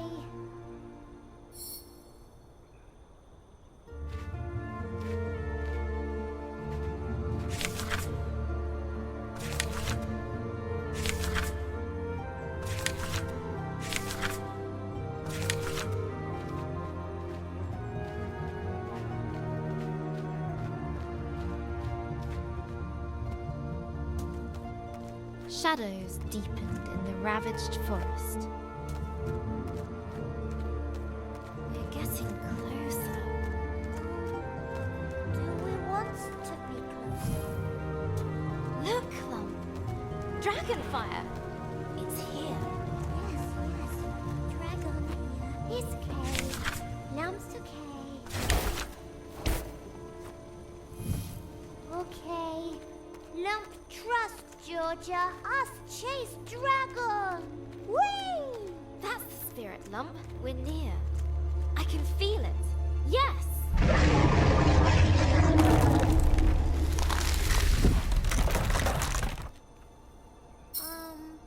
Georgia? Human no fly like Lump, yes? A deep rift yawned before them. No! No! No, no! We're so close!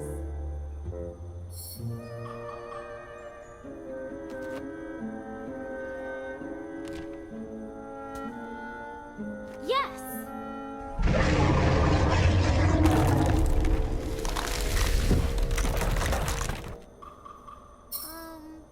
Human. A deep rift yawned before them. No! We're so close!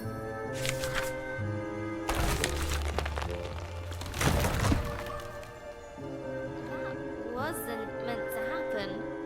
But the fruit had an irresistible draw on Little Lump.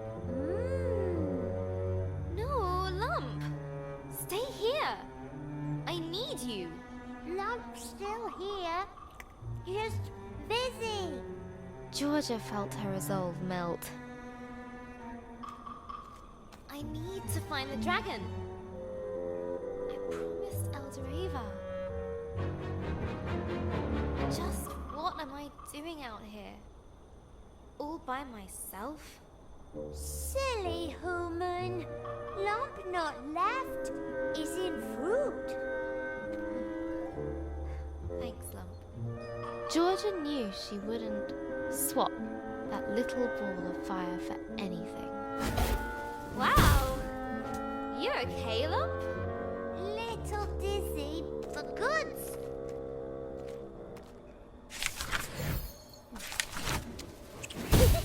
rush.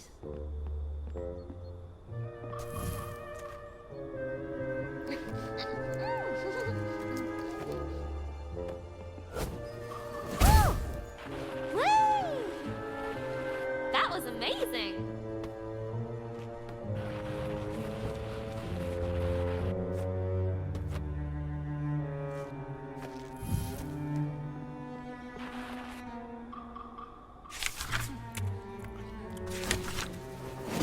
We is great team.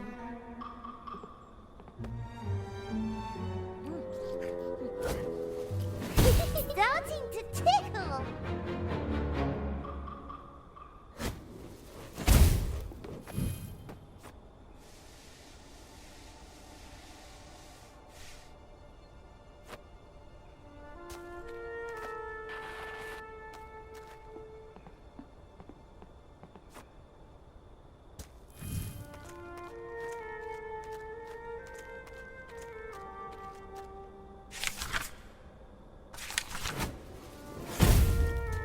My head's spinning.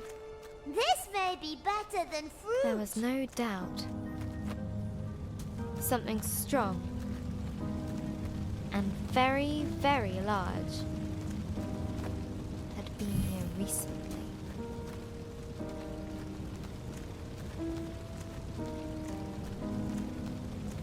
There it is! Dragon Fly? Wow. Great! We've seen it! We go now? It goes! See? We go? Yes? Georgia pursued the beast with little thought for her own safety. You won't get away from me again. I won't let you. Ah! No! Come back! Come back here! Oh, it's okay. It hurt you. What? Far above, the dragon circled in a dome, falling fast. Run!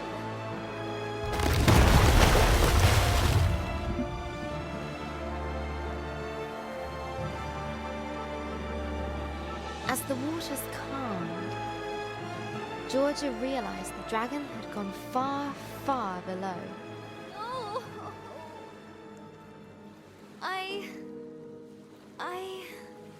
Her hope was shattered. I can't. It's okay, human. We find dragon again. Have another go, right? It's okay. Lump help. But how? Most of the pieces are gone. I can't even fix it. Look. You get on this, okay?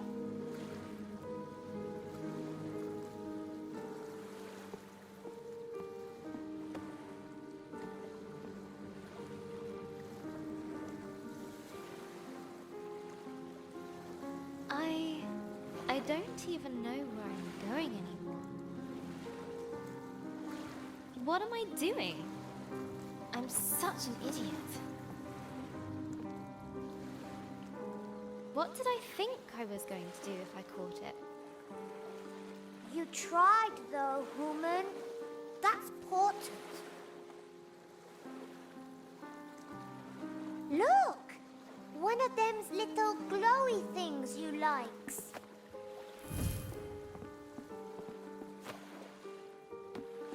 A thing! You likes things too, right? Huh? That's strange. Maybe there are some people around here after all.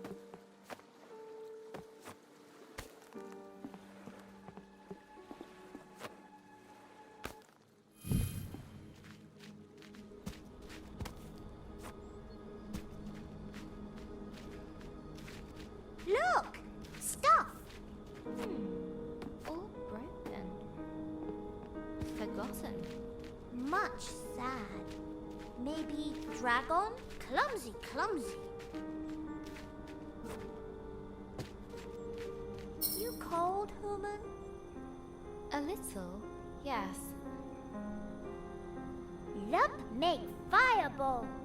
You bring wood, yes? Okay. I can do that.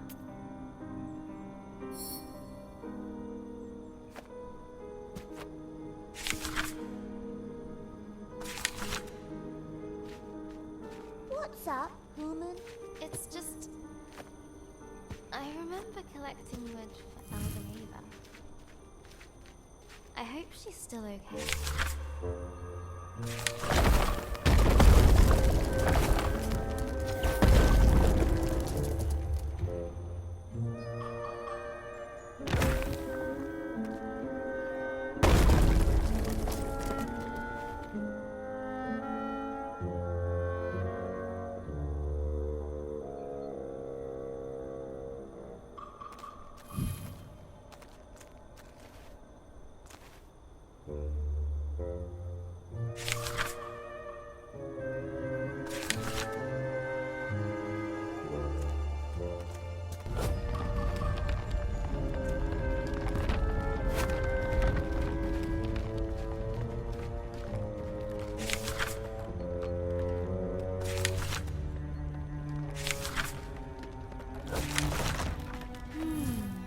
This smells like the trees back home. But is it as good as fruits? Is it? Human, is it? Where do you come from, Lump? Don't remember. You don't remember anything? Lump just remember anger. Then you, human.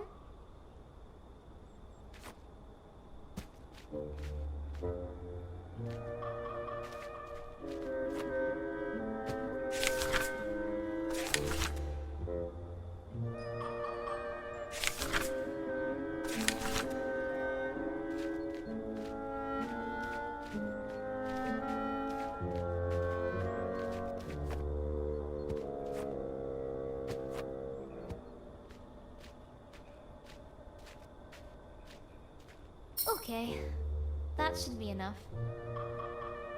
Okay. Here Lump goes. Ancient energy stirred, reaching into the place beyond.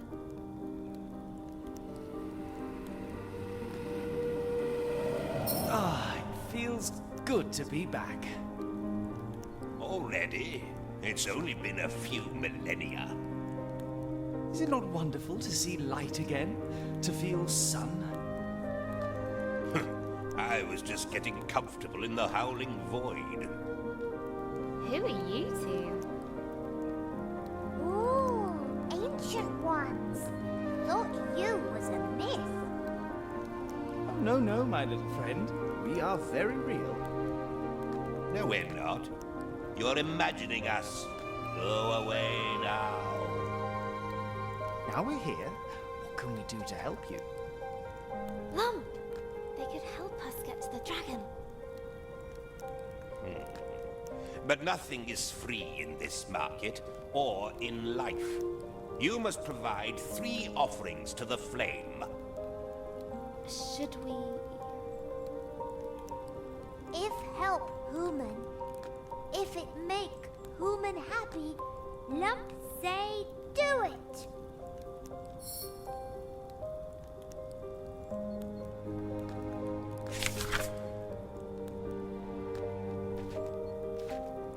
Go away.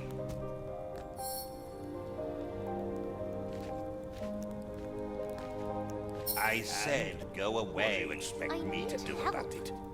Go away. Hello. So lovely to see you both. So... what is this place? The market of the lost and the forgotten. Things end up here that have been cast aside or are no longer useful. After a time, so were we. No one came here. No one sought us.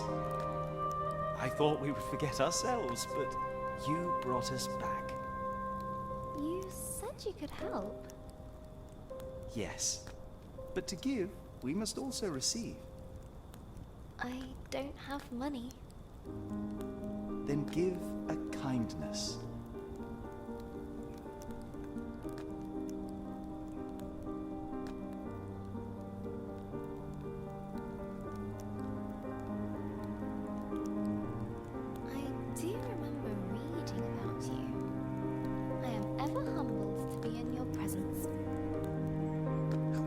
to say.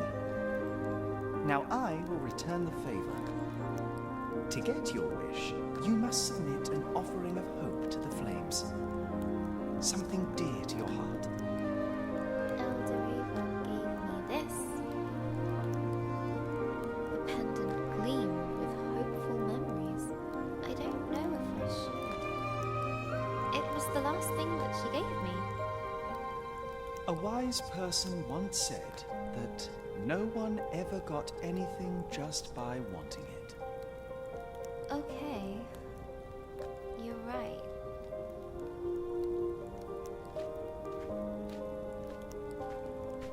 A crack and a spark, and the pendant was gone in the flames.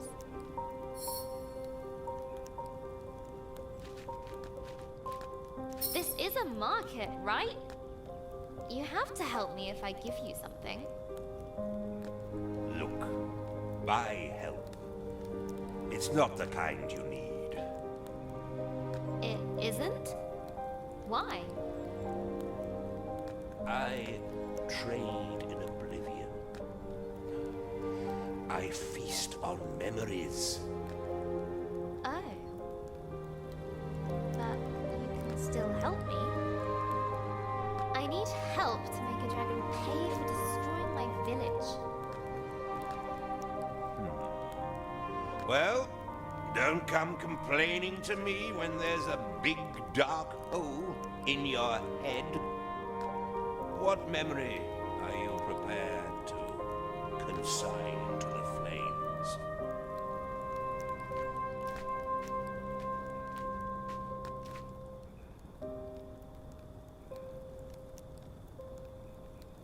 I remember getting lost in my favorite book.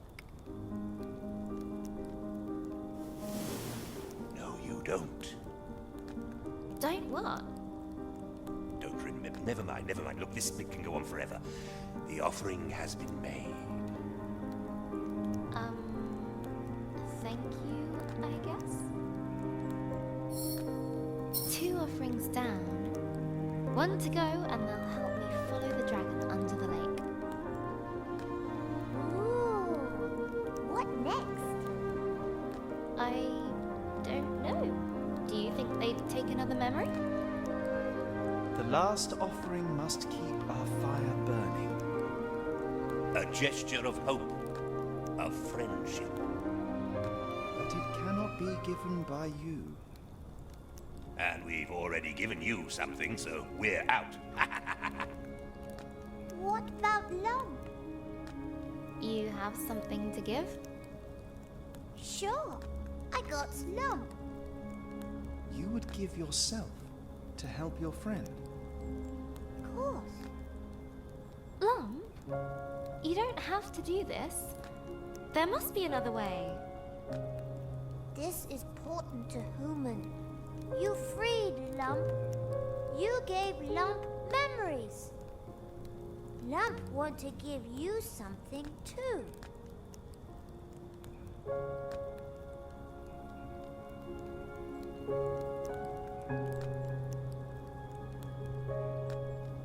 Are you sure about this, Lump? Lump sure. You help Lump, Lump help you. I wish I was as sure about this. Thank you, Lump. I guess this is goodbye. Goodbye for us.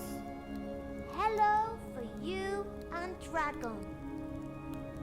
As little Lump jumped into the fire, the flames began to burn, larger and brighter.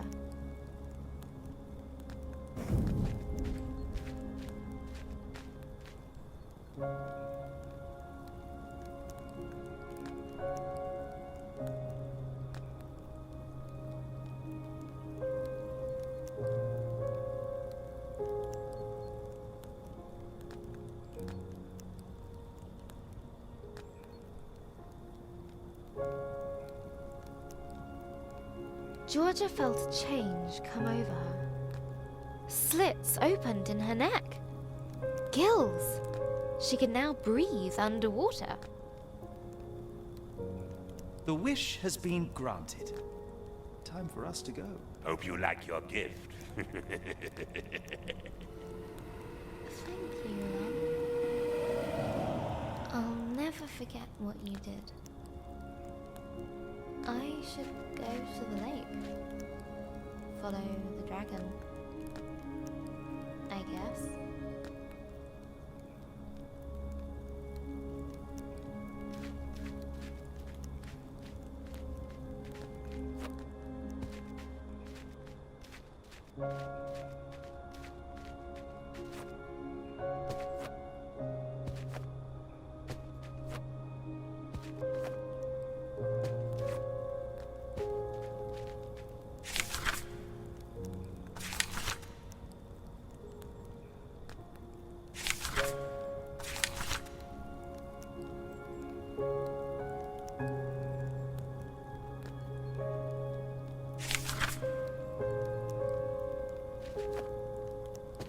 The loss of Lump weighed heavily upon her. Where once there was light, was now darkness. Where there was noise, only cold silence remained. But she could not let Lump's sacrifice be in vain. She needed to get to the lake and use her newfound powers to pursue the dragon. The lake looked murky, but she had to brave its depths.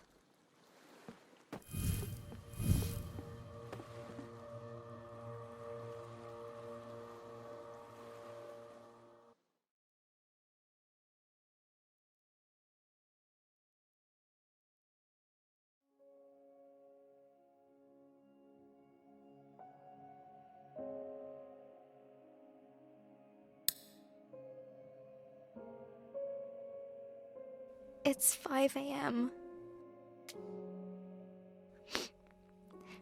Gran died in the night.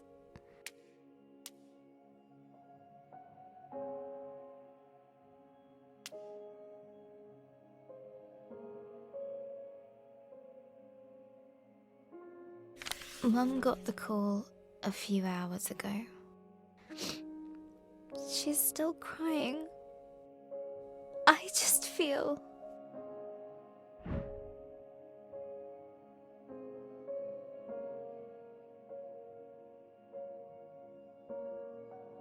numb.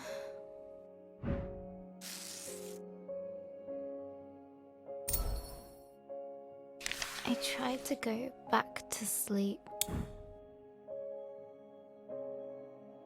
But as soon as I close my eyes, the thoughts keep circling back.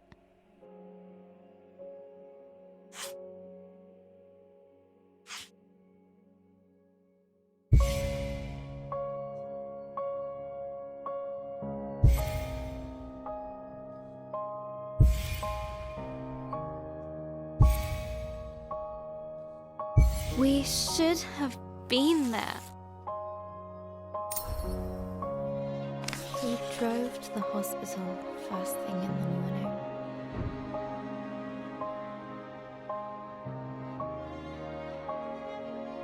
No one said much. It seemed to take forever.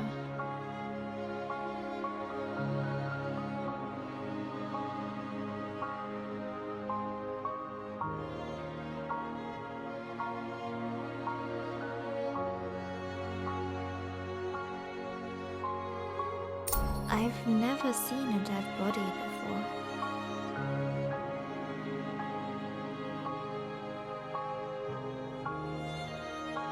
It might be scary.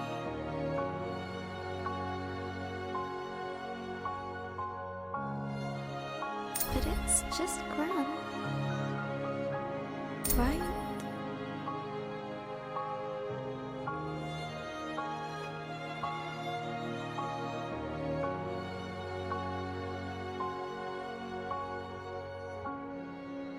Maybe I should have stayed at home.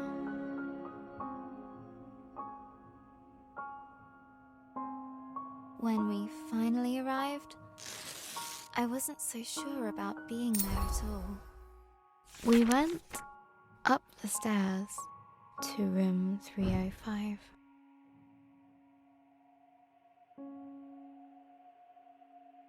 Gran's room.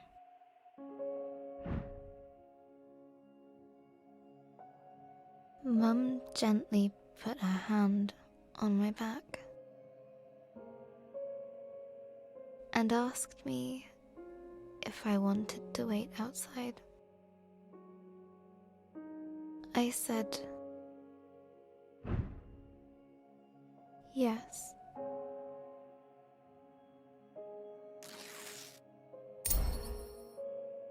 Hello again, journal.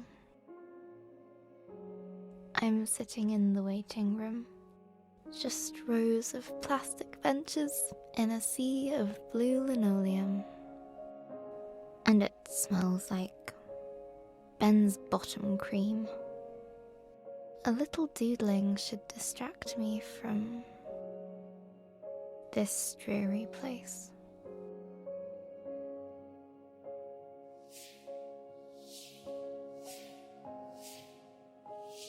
Dad's calling me.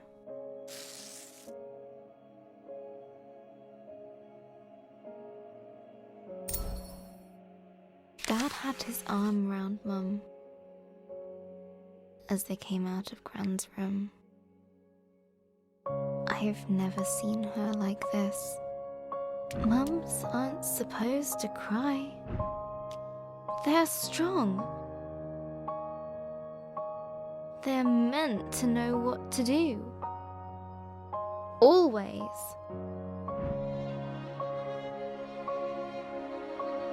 I guess losing your own mum makes you feel like a kid again. The drive home was a quiet one again. It's silly, but I keep thinking back to Gran's favourite vase, the one Grandad gave her. I was running in the house, even though Gran had told me not to. I still remember the noise of the vase smashing into little pieces. Gran was there in an instant. I waited for her to shout. She didn't.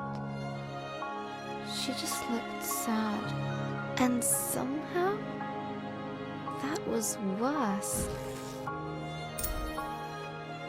Gran wouldn't let me pick up the pieces. She found every single one.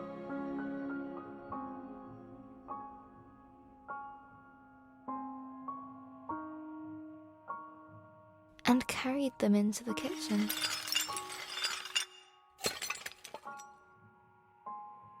Later I sneaked in with a tube of glue in hand.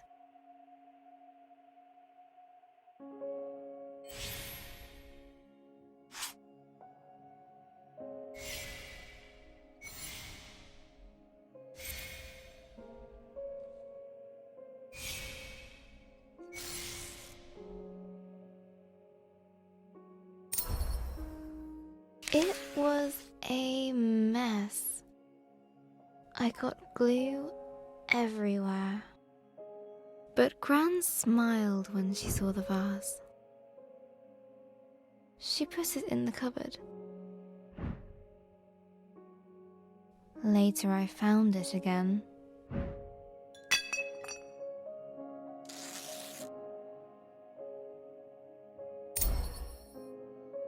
When I asked her why she'd binned the vase, she smiled again. Gran always says,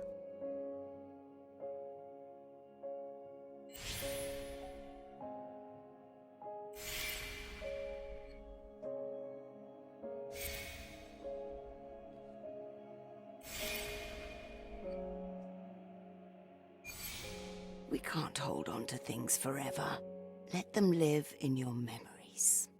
She said she preferred to keep the vase like she remembered it. Maybe I hurt Gran's heart. Weakened it. That can happen, can't it? Maybe this is all my fault. I should have listened to her. I shouldn't have run in the house. Now everything is broken.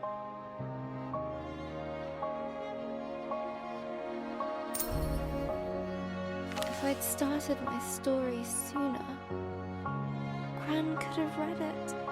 It might have helped. I could have fixed. I would have fixed her heart.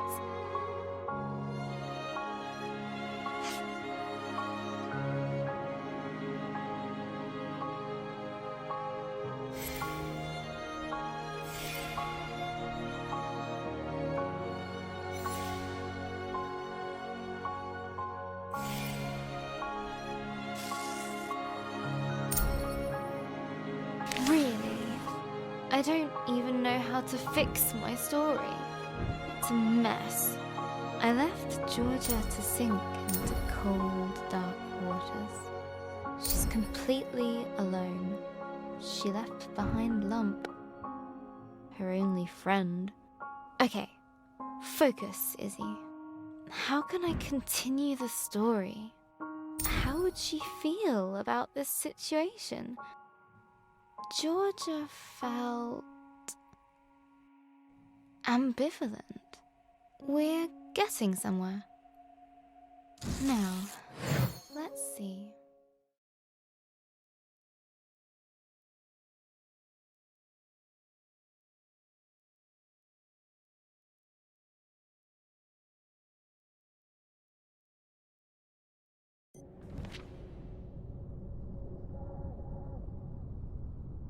The merchants had been true to their offer. Still, the water closing over her felt like death. Cold and terrifying.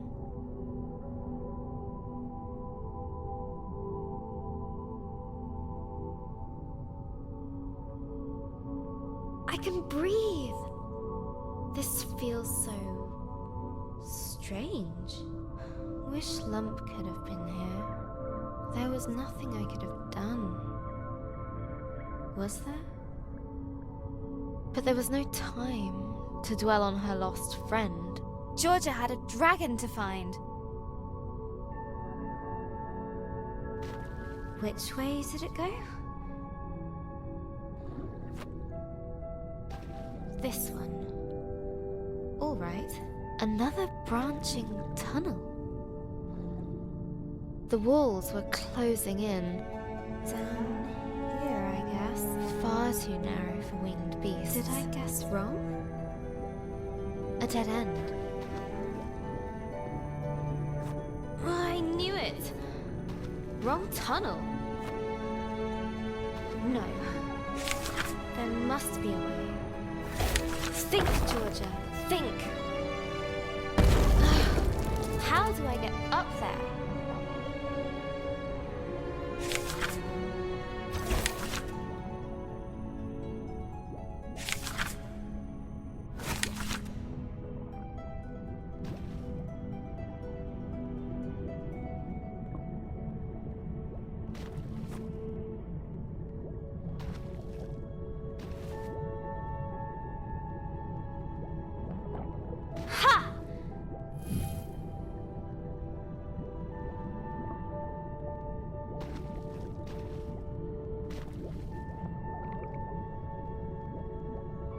Is this the right way?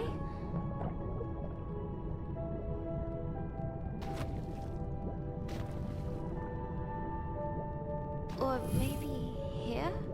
I just don't know. I wish I could ask Lump. But there was no Lump there. No annoying little Lump to complain. No charming Lump to ask for advice either.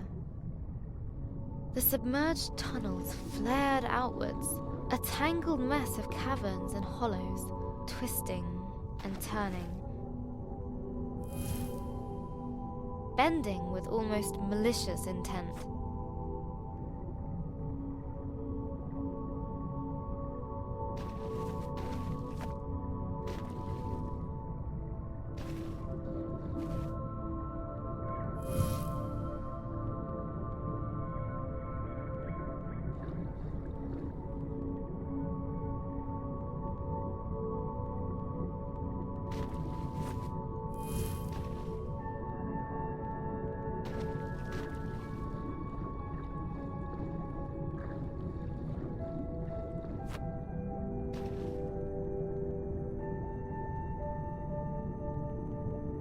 I need to get out of here.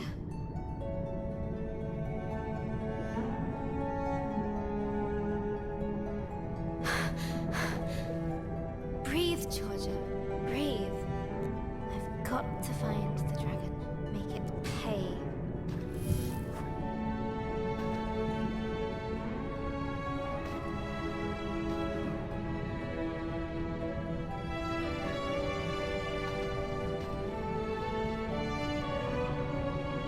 You can do this, Georgia.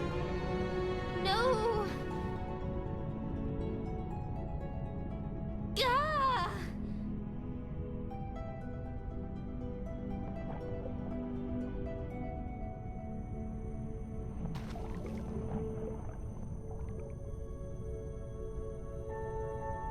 She found herself amidst a great coral bed. Wow, this is beautiful. No, focus. I have to find the dragon.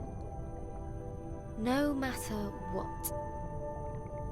Beautiful, and now...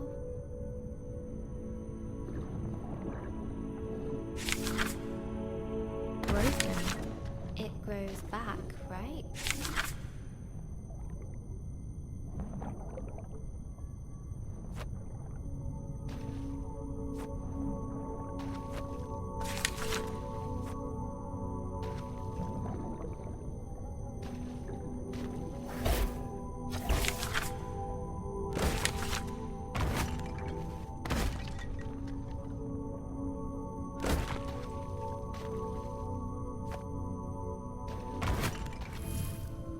Dragon to find.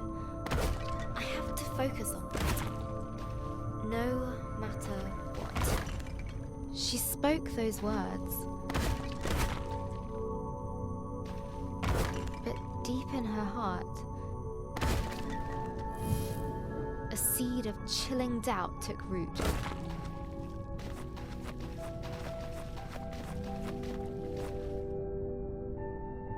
The color gave way to darkness, endless and all-consuming. It's cold here, robbed of sight. The pressure of the deep water on her chest. Her thoughts had only one way to go, inwards. What am I doing? I let Lump sacrifice herself for me. And for what? I don't even know where the dragon is, or where I am. I'm falling. I'm failing. Elderava. The village. Lump. All of them. Huh? What?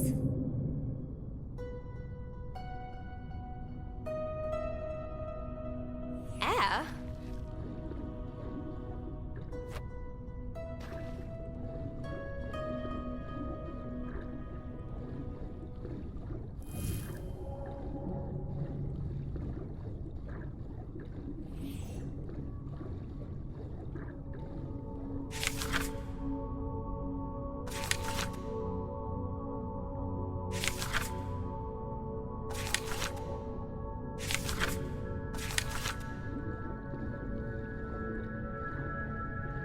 How?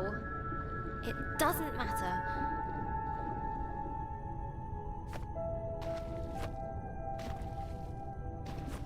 I need to find the dragon, no matter what.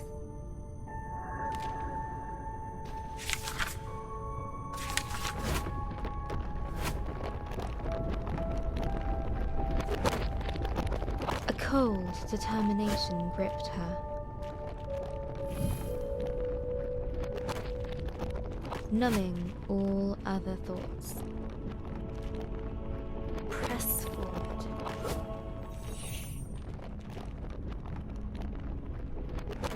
Get to the dragon. No matter what.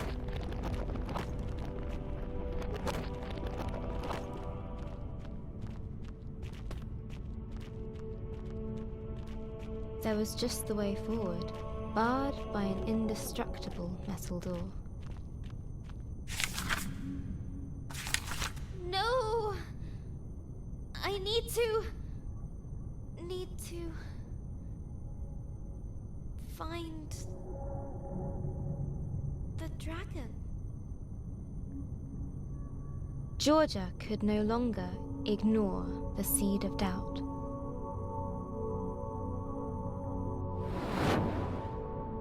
It seeped into her heart, as cold as the water she'd come from.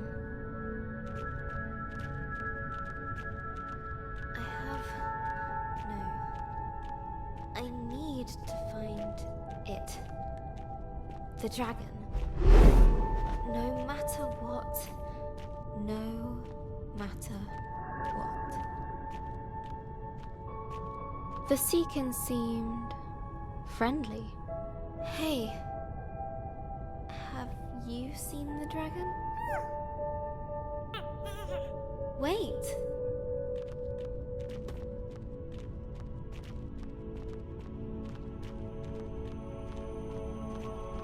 A host of them greeted her with curious chatter, warm and welcoming.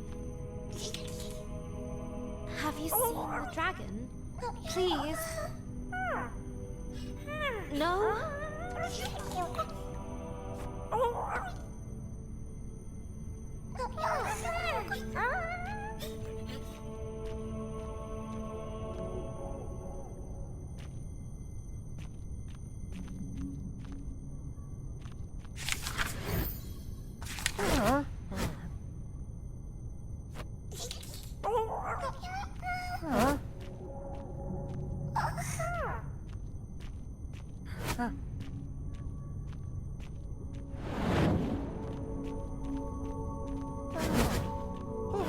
But Georgia had no time for this.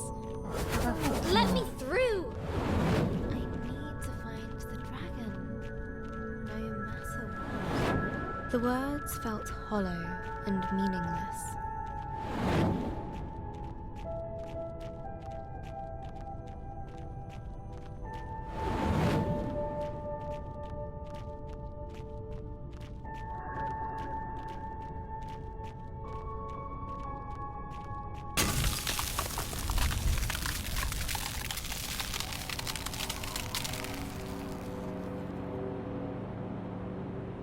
Freezing cold blanketed Georgia. There was comfort in its numbing embrace. She wished she could stay.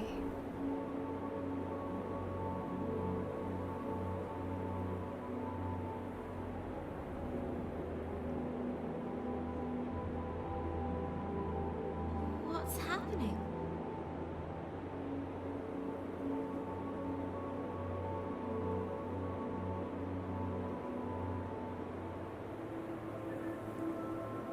Did I do this? She did this. Is this my fault? It was her fault. They're home.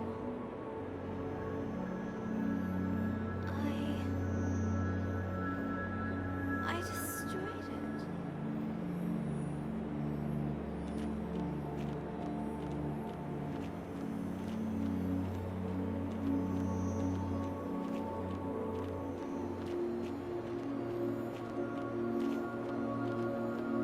A Seekin, encased in ice. Oh no! What have I done? I'm so sorry. Please forgive me. I never wanted this.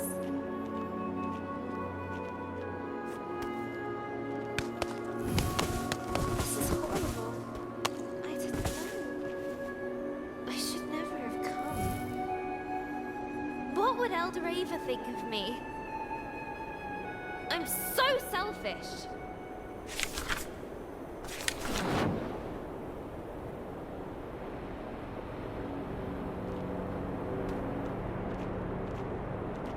Guilt dogged her every step. Did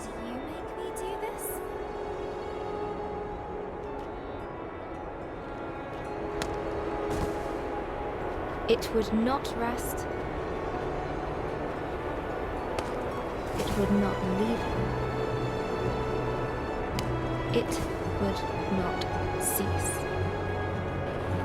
Leave me alone!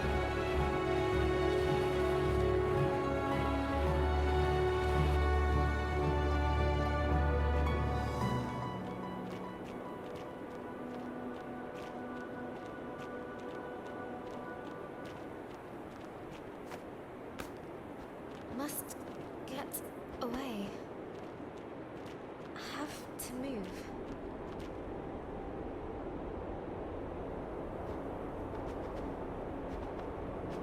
Need to escape.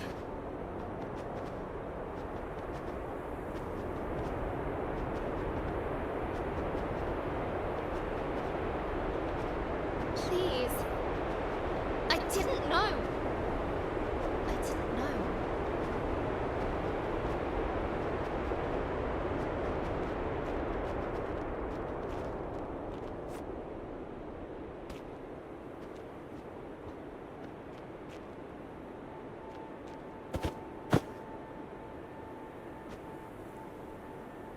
The creature looked at her as if it could see into her very soul.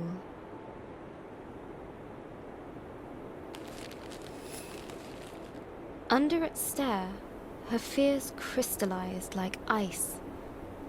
She knew that she would be eaten.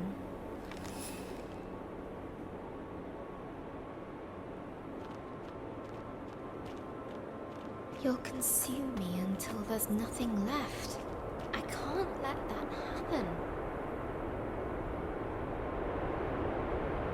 Would Georgia embrace her guilt or run from it?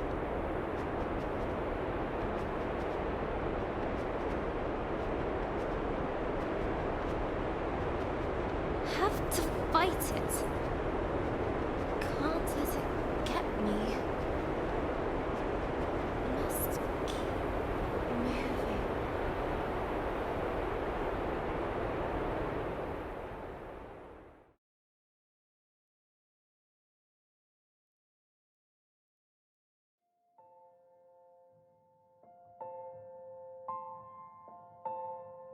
Hello, journal.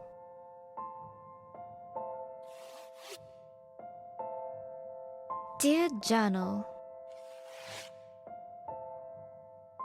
Hi, Journal.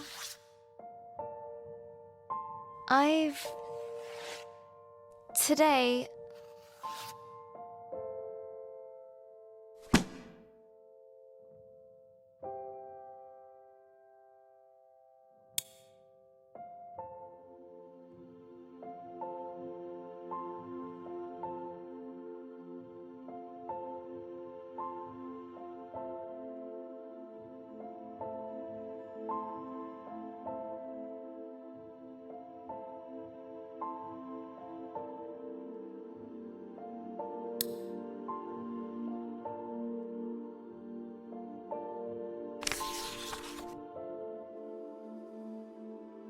Hello, stranger. I've been thinking a lot about... My dream is to become a writer. Yeah, right. A writer who can't even write.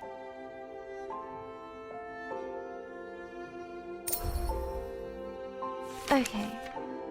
Find something simple to start with. What did I do today? Today I got up.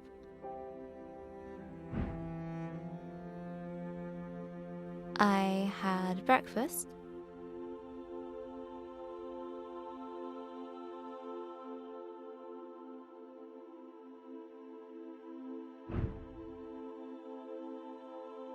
I tried watching the telly.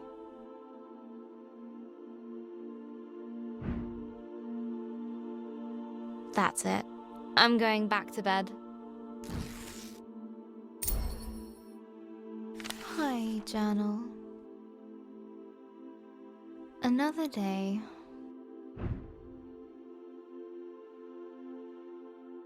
each time I wake up, for the tiniest of moments,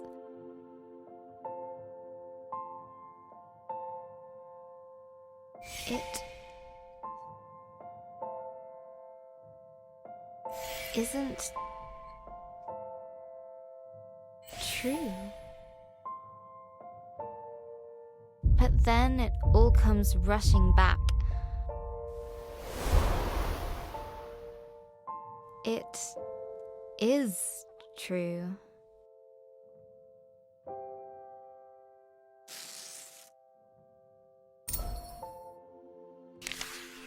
Looking around my room, everything reminds me of Gran. Her puzzle box gift from last year, the magic tank we made during the holiday, our yogurt pot robot, these paints Gran gave me, this pen, even you, Journal. She is everywhere, and all of it feels broken.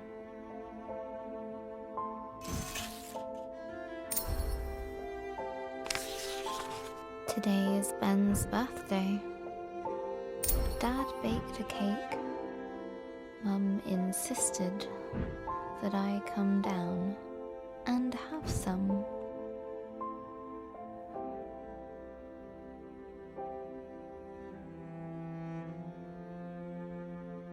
It tasted like nothing. Everything does. Mum said we need to send out invitations to the funeral. How can she think about that? She's ready to shove Gran into a box like a pet goldfish.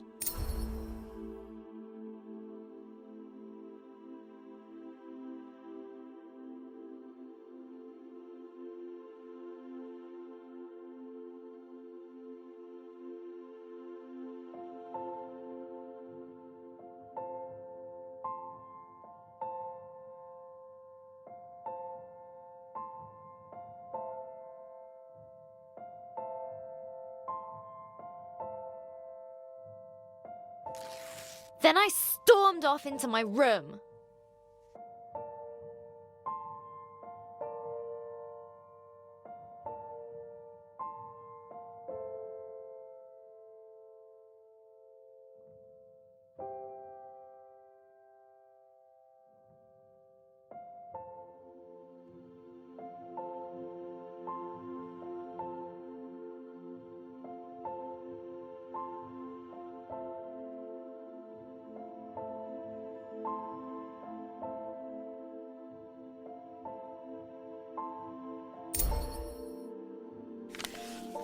Later, Dad came up for some well-meant dad talk.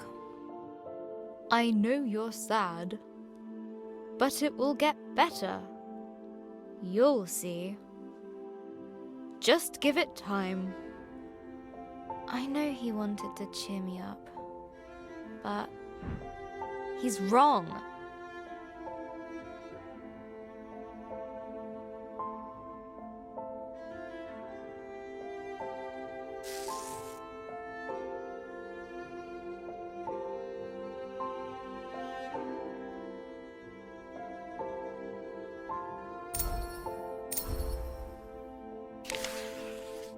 The world feels very dark now.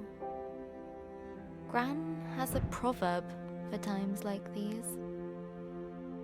Gran always says,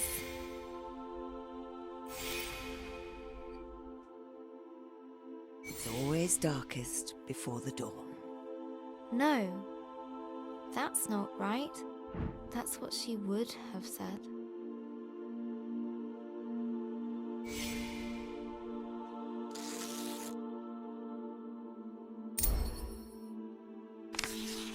I keep thinking about all the things Gran won't get to see.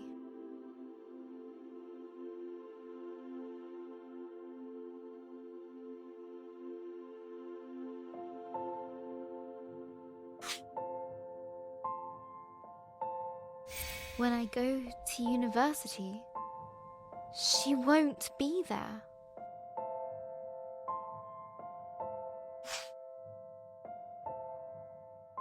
When I get my first job, she won't be there.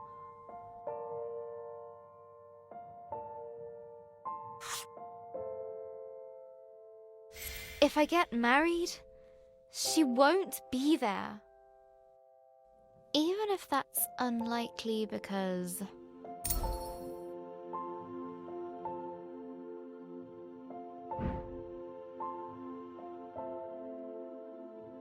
boys. I prefer cats. Missing Gran already feels so bad. But how could I want that feeling to go away? How could I be fine with Gran being gone?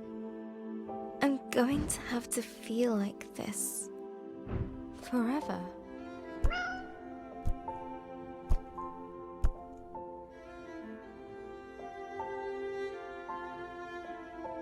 Thanks, Pinky. I can't stop crying. Pinky is probably getting fed up with being used as a tissue, but she never leaves my side. I think that means get back to writing your story. Pinky's got a point. I should at least try to write. I can't leave Georgia like that. She's as lost.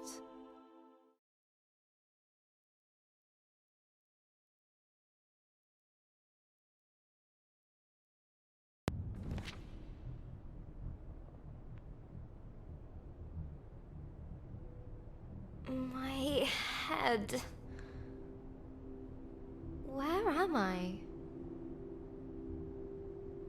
A grey void surrounded her, swallowing sound and hope. Hello? Georgia guessed that if she kept moving, then surely a solution would present itself. Is someone here? Anyone? In the emptiness around her, she found a hut, a palace, hope. I don't know what comes next. It's so cold here, so empty. Just nothingness. I can't find the words. I'm never going to find the dragon. Or revenge. They won't come. The words just won't come anymore. I don't know where I am, how to get out, or even where I'm going. Pointless. What kind of writer can't find the words? I messed everything up. Let's try this again. Georgia awoke under an old tree in an unfamiliar land. I don't know if I can do this anymore.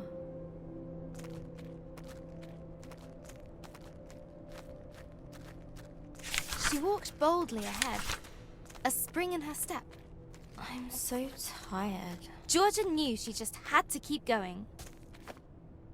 What's the point? Put one foot in front of the other. I've failed. It's over. Whilst she still had breath left in her body, there was still hope. This is all my fault. I should just stop.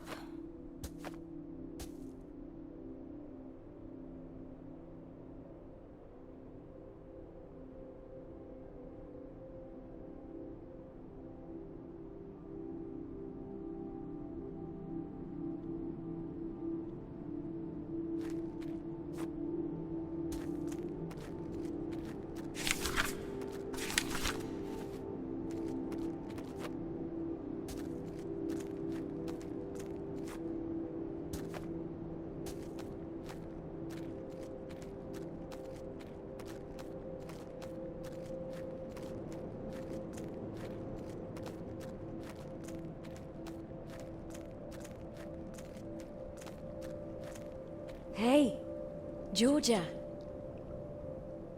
Leave me. Just leave me.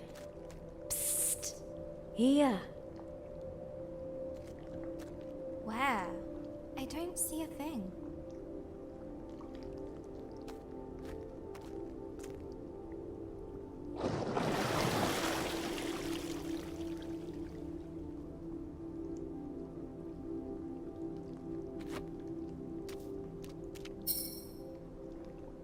I'm right here. Always was, always will be. I don't understand. And I don't care. You don't? No. Just leave. I'm meant to be alone. Forever alone and useless. You know I'm right below you. I'm not good company right now. You don't need to be. Why don't you tell me how you came to be here? It sounds silly when I say it now. I lost a dragon. And now...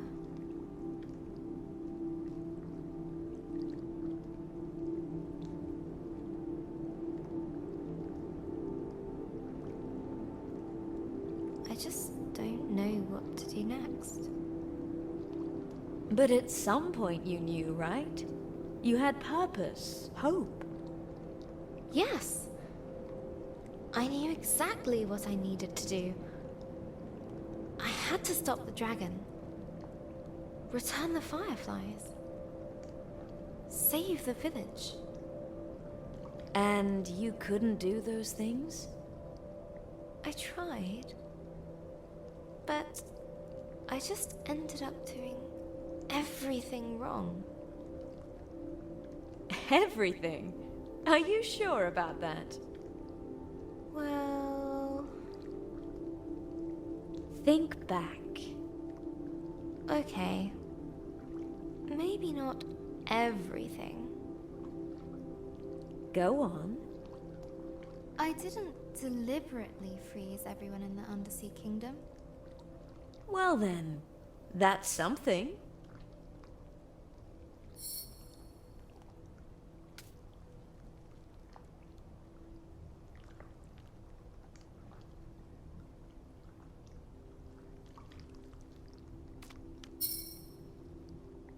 I like listening to you.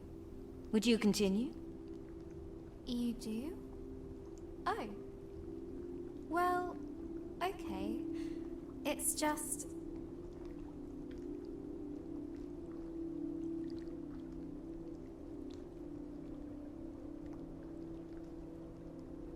I'm just so confused right now. What were you trying to do before you got here? I was trying to find a dragon. It destroyed everything I loved. I can't just let it go. I need to make things right again. But I just don't know what I'm doing anymore. What did you do last time? Last time I what?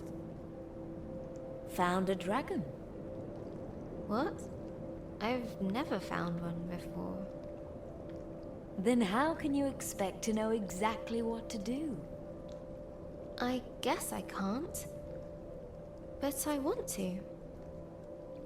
No one ever got anything just by wanting it. You've got to try. You've got to fail sometimes.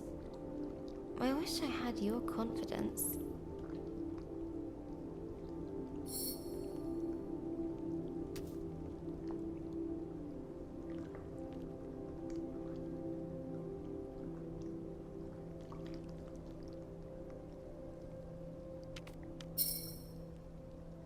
There's something I want to ask you. Go on. It's difficult. I'll wait.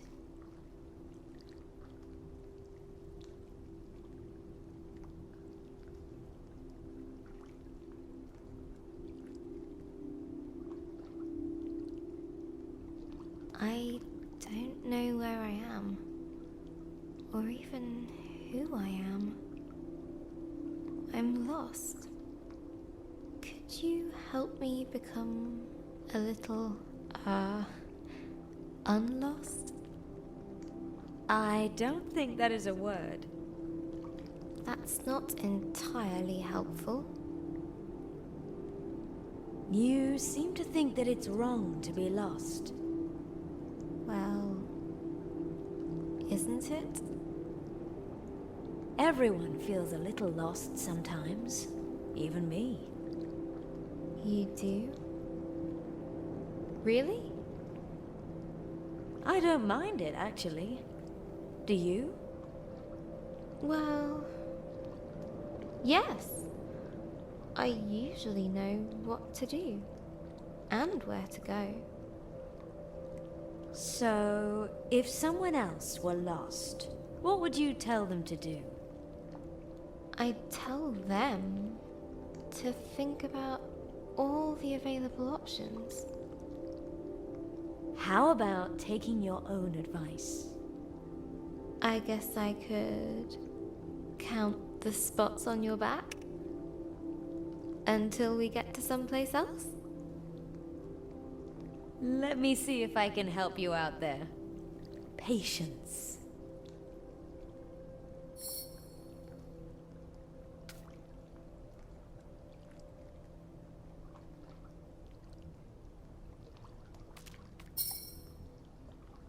I want to know one more thing. You sound a lot better. I do? I guess I feel better. Well then, time to set course. It's nice of you to listen to me. Anytime. So, anything else?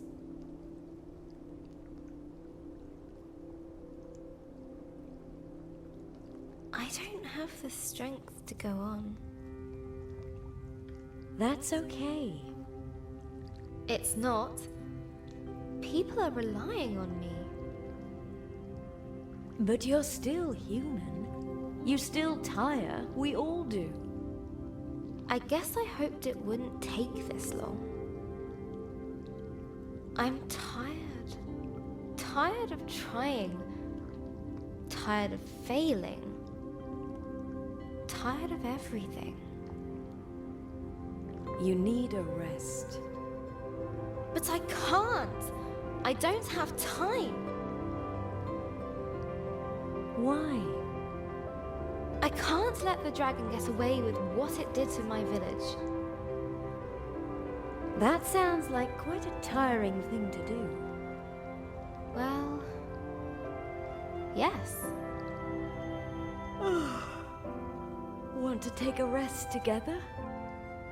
That sounds nice.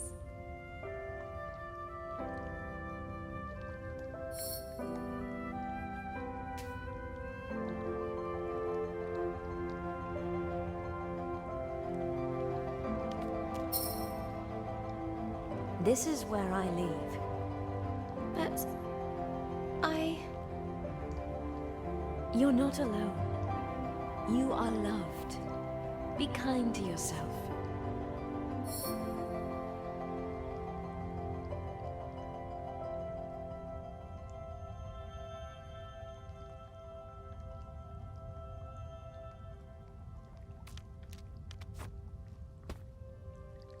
Can I do this? Yes. Be your own light in the darkness.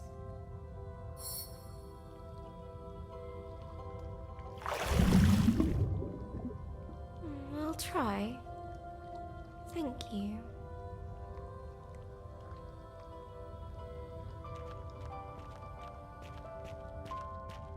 Here we go. Again.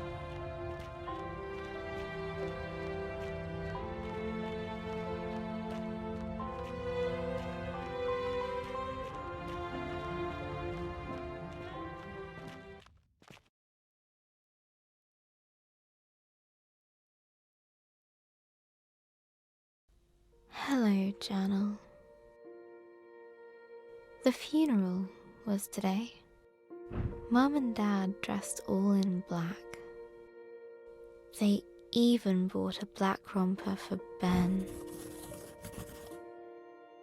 I didn't want to wear black.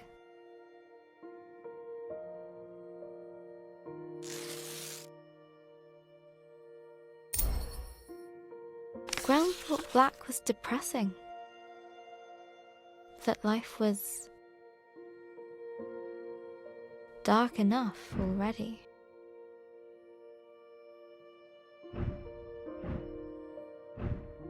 Gran always used to say,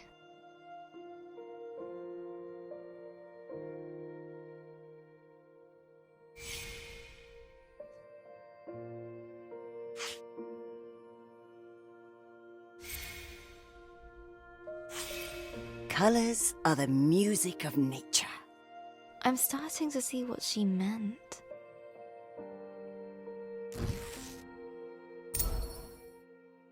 So I went to open my wardrobe.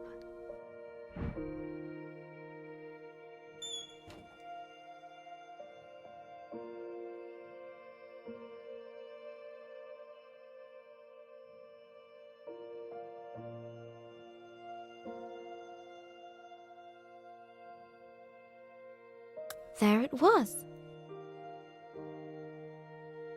I hadn't worn it for years. I remember Gran saying it was cheery.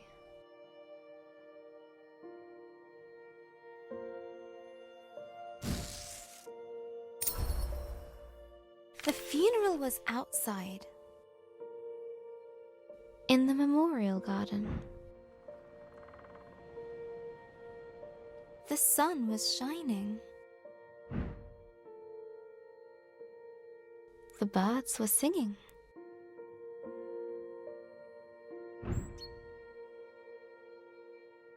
It was like they didn't know.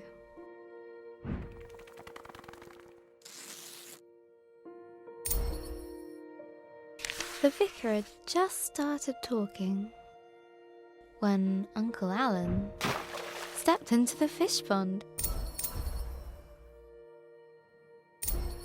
I couldn't help but imagine Gran caring more about the fish than Uncle Alan.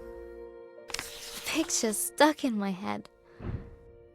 Gran running to the drenched Uncle Alan, grumbling at him for frightening the fish. It was too much. The laughter bubbled up inside me. Dad tried to look annoyed.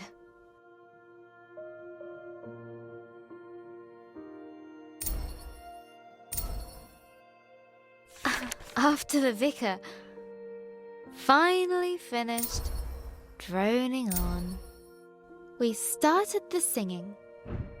All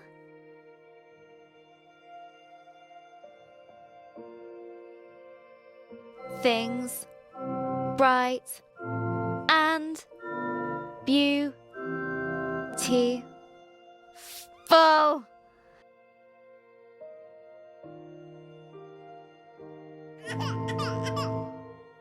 Ben started wailing. No, howling. Dad took him out. Well played, Ben. Laughing felt much better than crying. The wake was at our place. There were so many people. I didn't know most of them. Everyone said how sorry they were. How Gran was. Such a wonderful lady. I wish she could have heard them.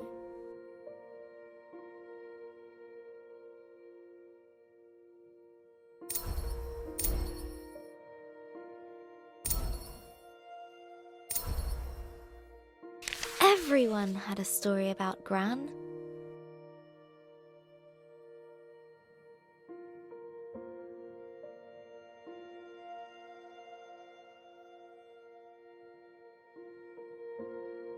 Like the time she hit a bully with her pencil box?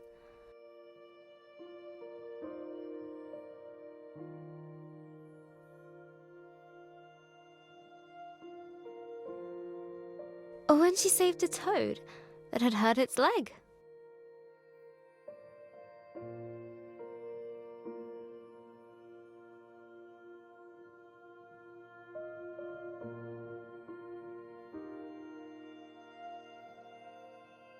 Or how she decorated Mum's room like an underwater kingdom, so she could feel like a mermaid. That's so like her. One old lady told me how they used to bunk off work and go to the Glastonbury Music Festival.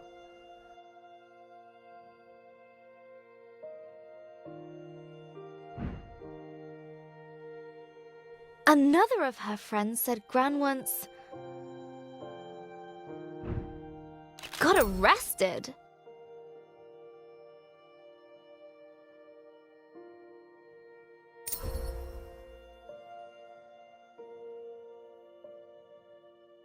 While protesting whaling.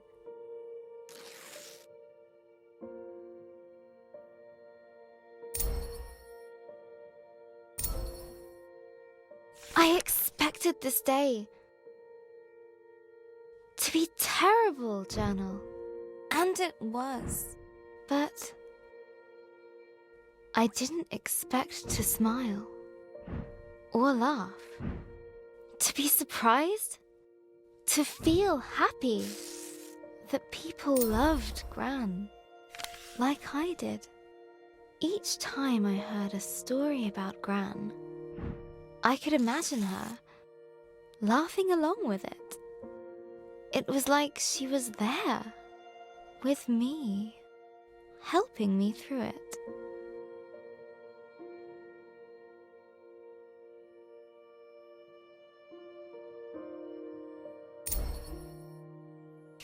I still feel in pieces, Journal.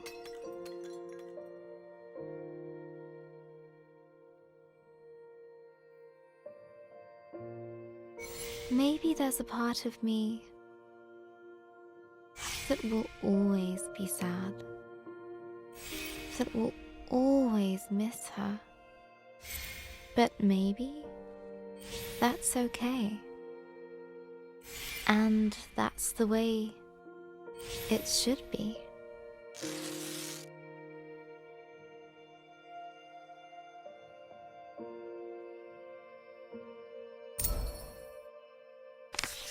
I don't know what happens after we die, but I think I know where we go. Into all the people who have ever cared about us.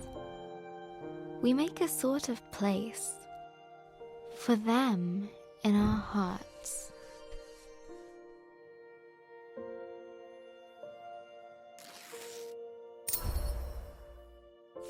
I need to finish George's story. Gran would want me to. I want me to. I think I know what to do now. Let's summarize. After the dragon attacked her village, the smart Georgia set out to return the fireflies. On her travels, she met a grumpy djinn guarding a fallen city of warriors, and found a lonely fire creature named Lump. They became friends. But then Lump needed to stay behind with the ancient ones in exchange for the gift of water breathing. Deep under the water, inside the lost Seakin Palace, chased by the shadow of remorse, Georgia had her big moment of doubt, but she pulled through it all.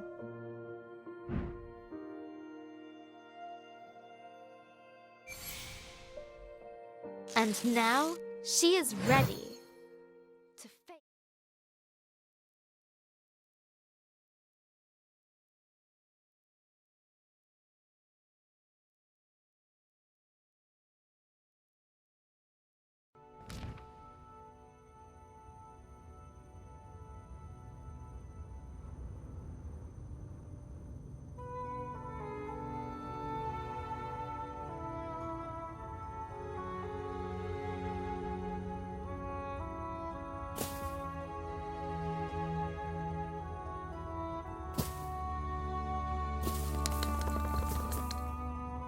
You. I thought I couldn't face you. But I couldn't face myself. I know you'll always be there. Maybe that's okay. You're part of this adventure. Part of me. Thank you.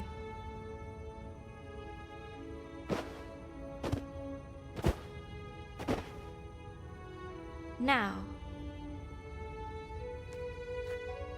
I will get my revenge. I'm coming for you, dragon. With her confidence renewed, a newfound power coursed through her.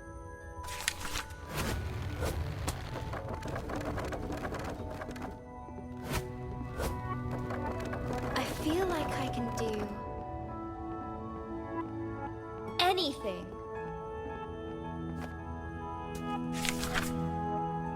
Yeah, word magic.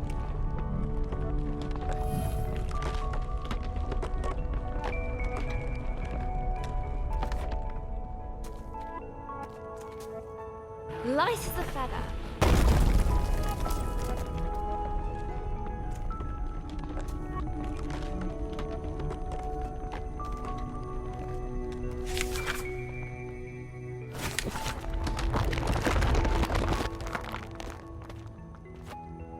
Like cutting through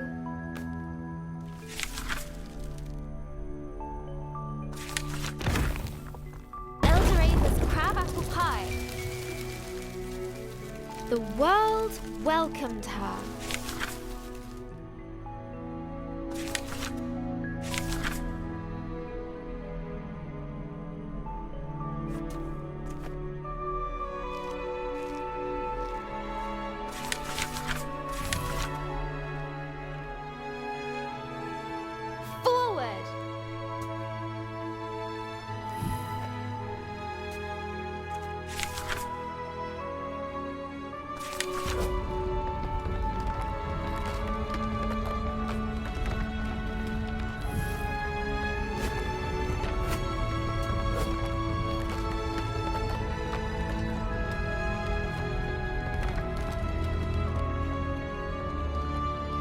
She felt that she could touch the sky.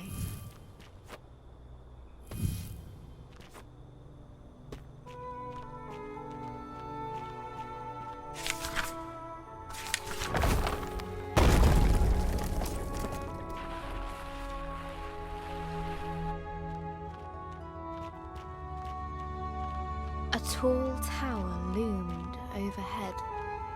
Many moons had shone above since first it was built.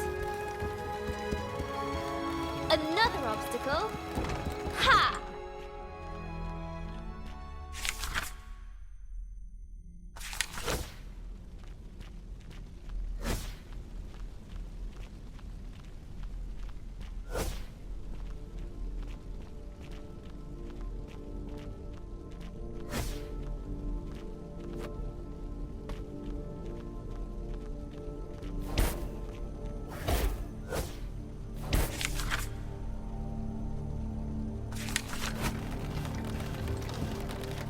After what I've been through, you really think that will stop me?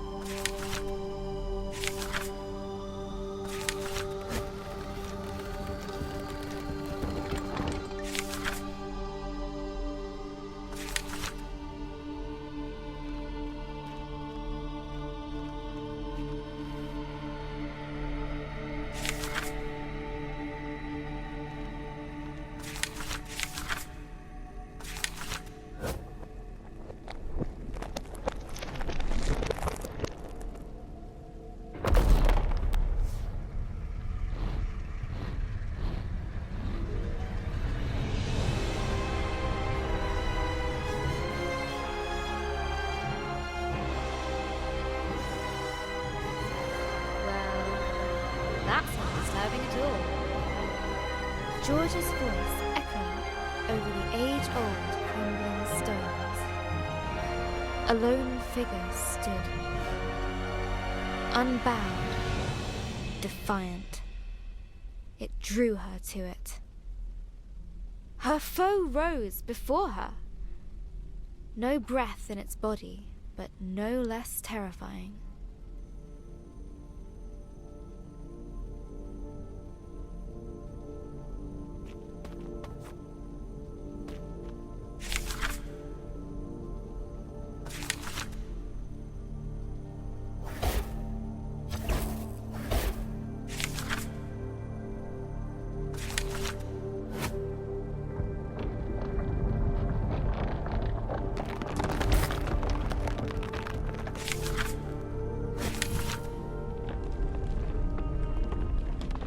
Let's hope I'm up to the task.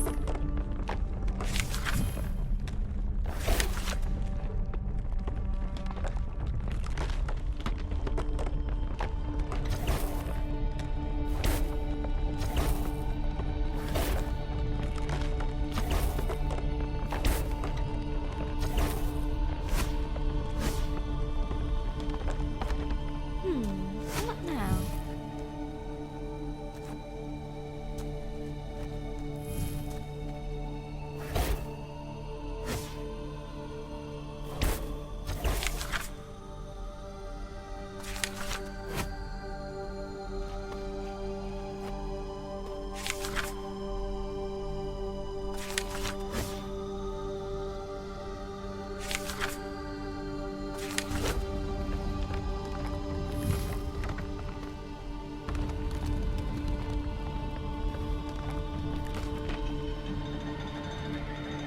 Nothing's moving.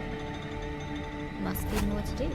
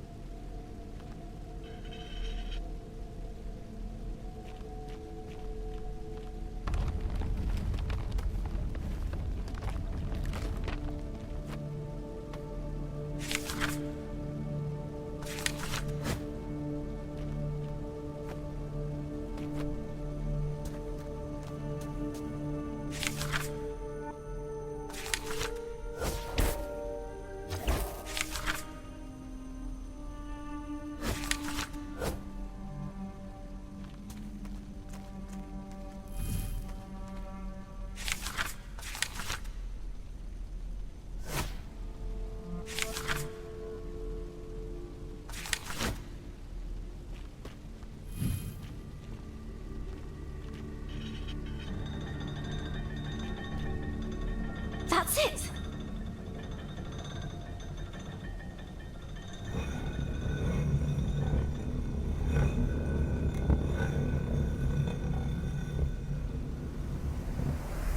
A gust of fresh air rewarded George's efforts.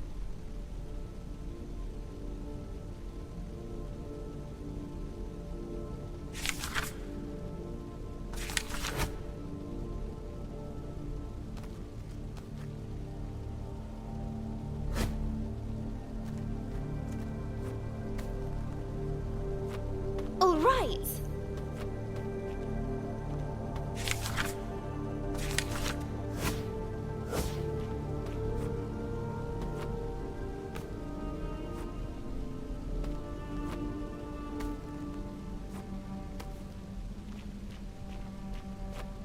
As she rose up the stairs,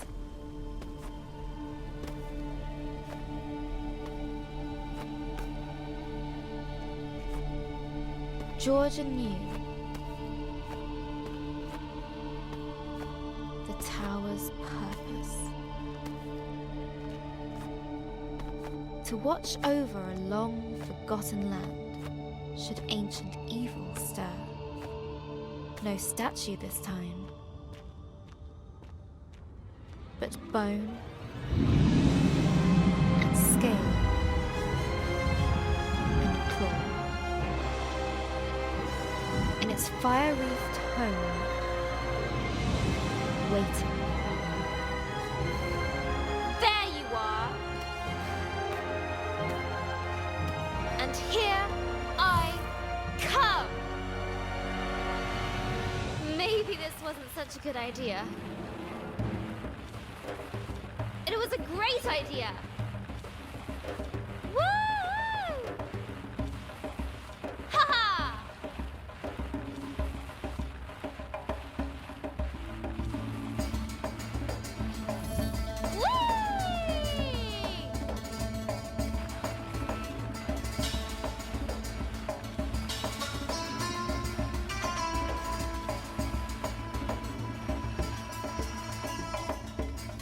Round 2.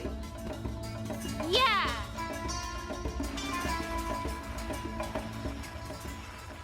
The world darkened around Georgia. She had reached the Dragon's Mountain.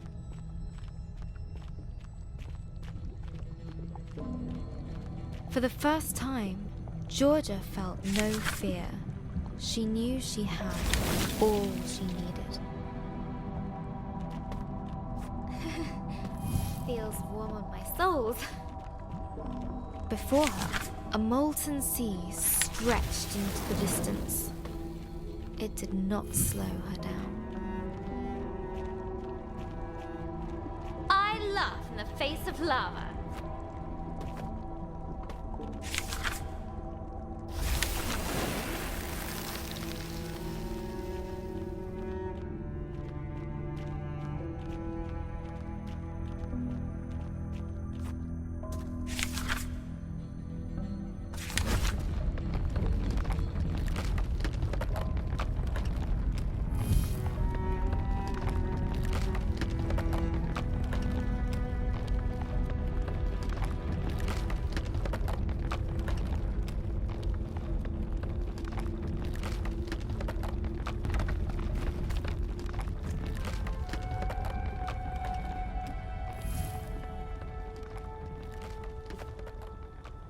In its stead, a cold dread crept up her spine.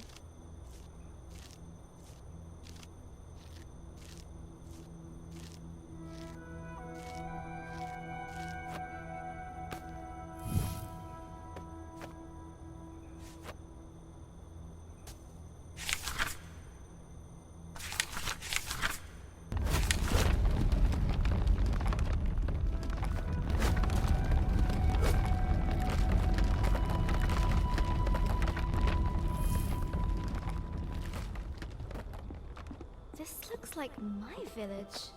But it can't be. It's a trick! It has to be. An eerily familiar sight awaited her.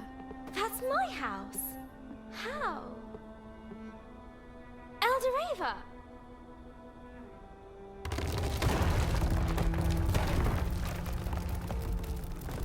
No! Wait! Come back! Oh, no! No, no! Only emptiness remained. Only emptiness remained. Her thoughts raced ahead of her. This can't be real. A trick. I can't let it be real.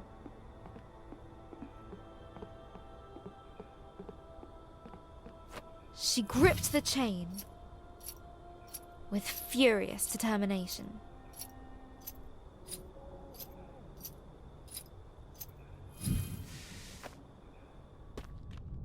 I know you're there!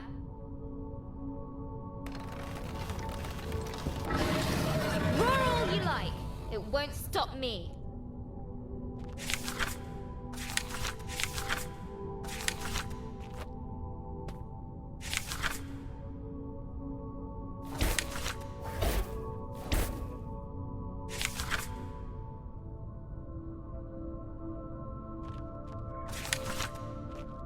Oh. I hope you can forgive me. Torn between rage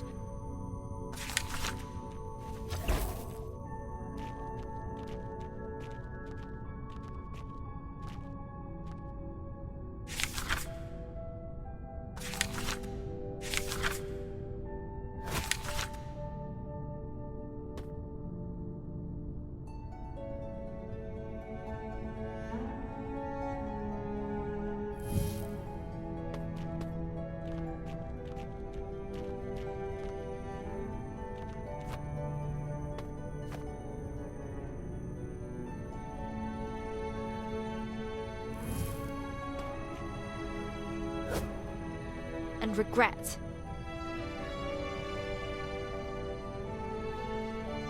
Georgia pushed ever upwards.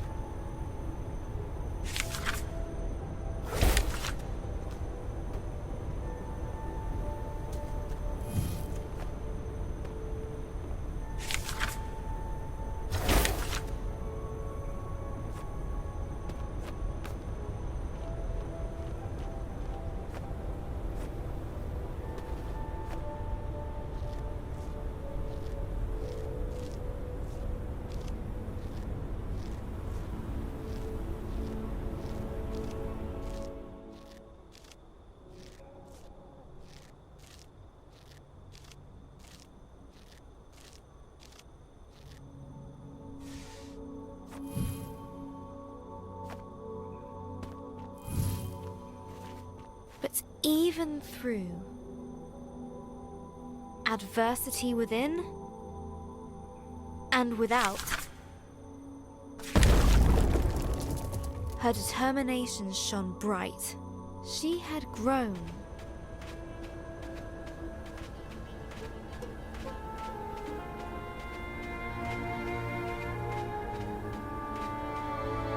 I hope you find your peace.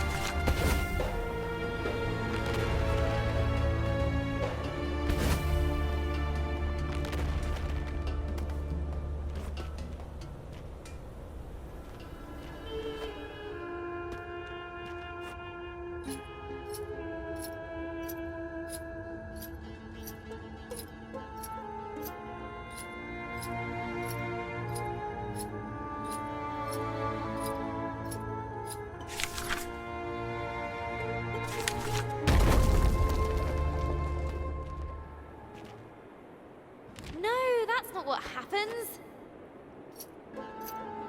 Almost there, chilling winds shook her to the bone. Still she climbed.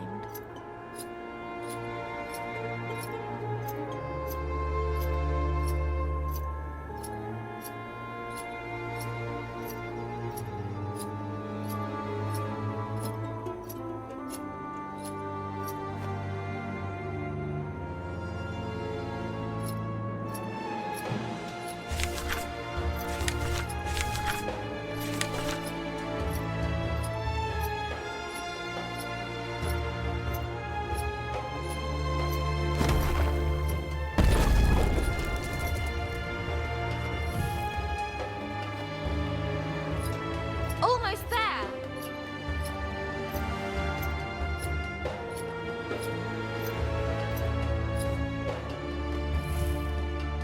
Let me through and let's finish this.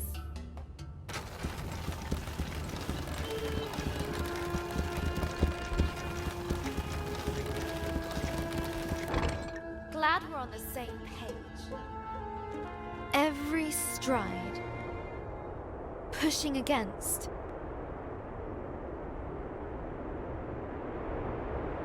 Storm and snow.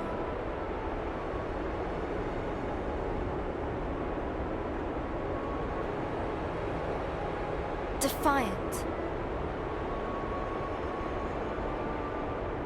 Unwavering.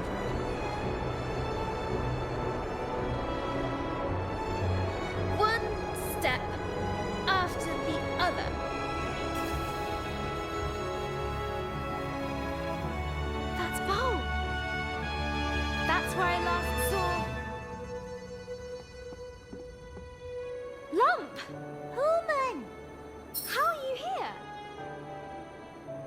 sure. I'm so glad to see you. After I left you, I felt so confused. I didn't know if I'd done the right thing. Lump, see how far you come. You grown big. Lump did right thing. Don't go! Have to, Georgia. But we'll always be there in the remembering. I'll make sure to keep you there. Goodbye, little lump.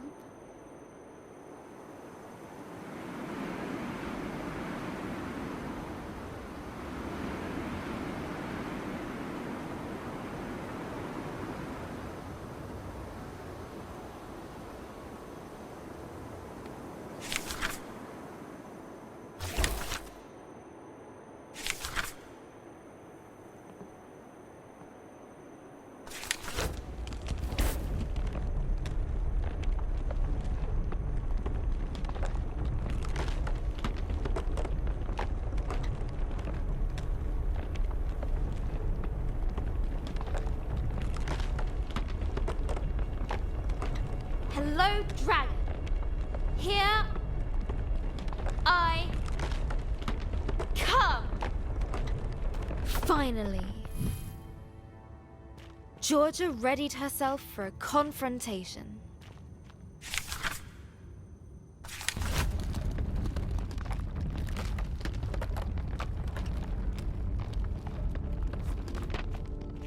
Right. This is it. Hello? Bit of an anticlimax. When she first set out, Georgia wanted to take revenge on the dragon that had hurt her village. But now she realized that, regardless of how her adventure ended, the journey had forever changed her.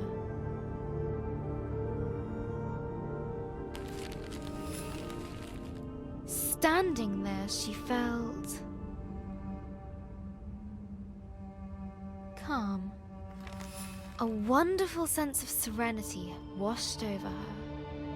She was at peace with her choices. She no longer feared the darkness.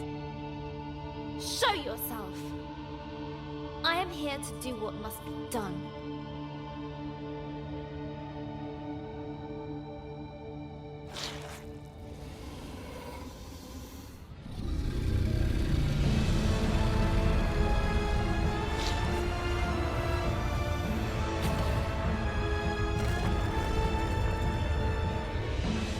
Are you indeed? You destroyed my village! You will pay for your actions. Would you punish the wind for blowing? Or the sun for shining? If they threatened my village, yes! You cannot win this battle. Begone!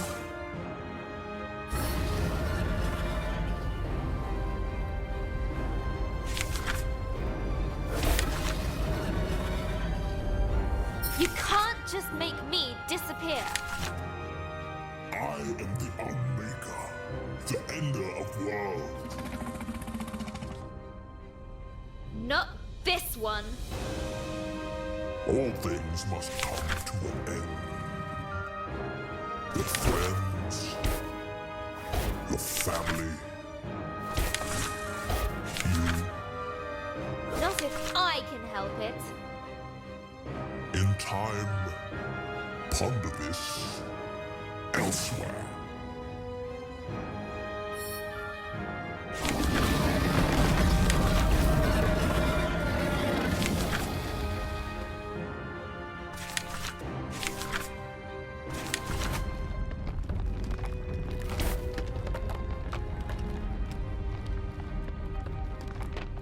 One person can make a difference. I know that now. You have been reading the wrong stories, little one. Sometimes things just end.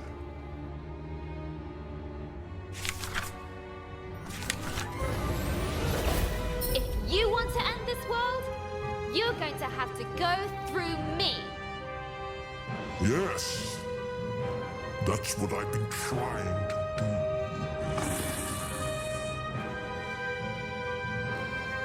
Ahaha! The great can't hurt me, and I can't hurt you.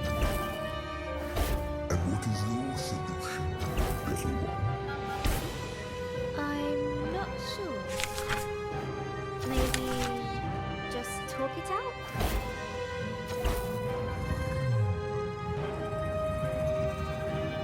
Very well. Make this one count.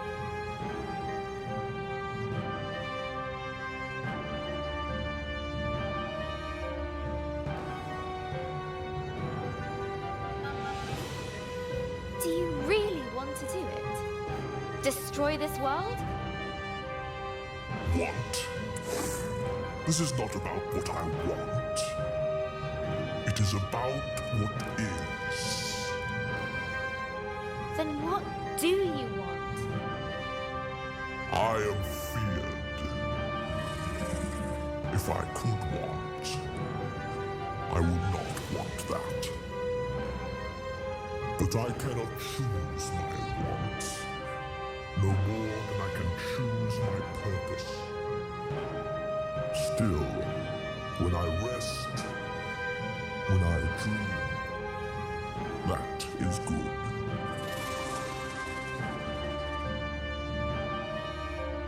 I understand feeling tired. For me too. Everything has been about the journey, the fight. Then perhaps we both need to rest. You have had your one question. I have work to do.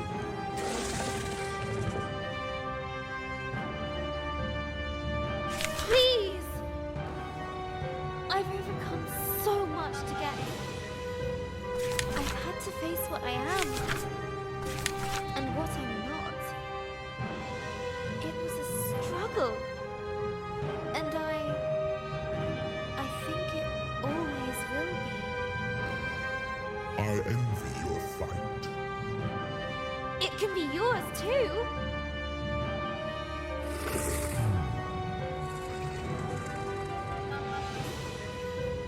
You can change things.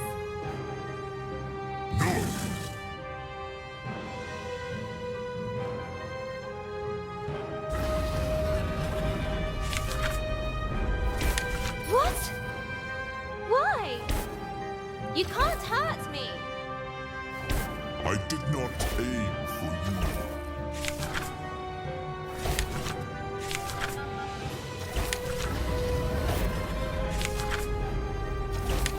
Some things are not to be changed. I can't. You can. You will.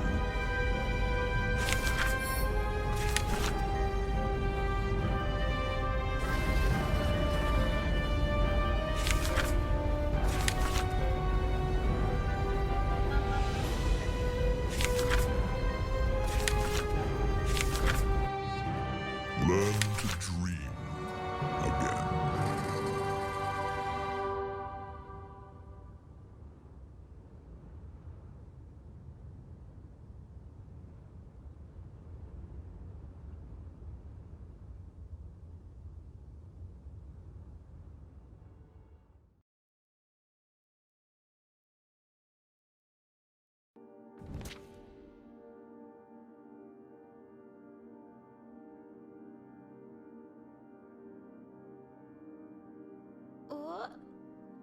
What happened?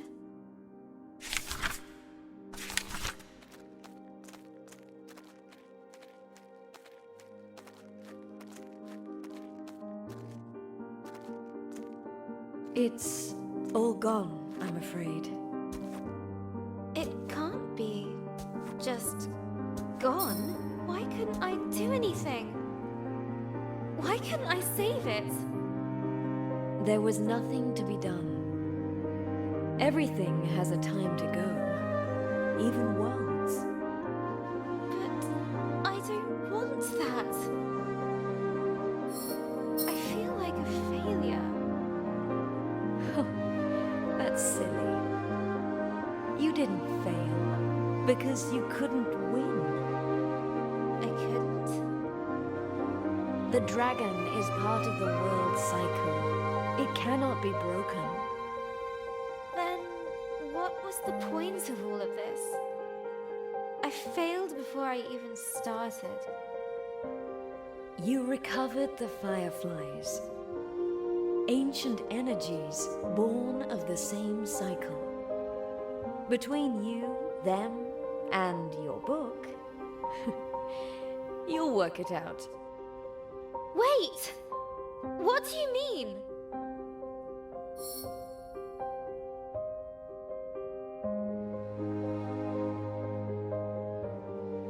Come back!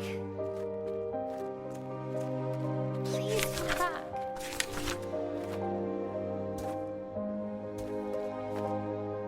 There was only one place left to look.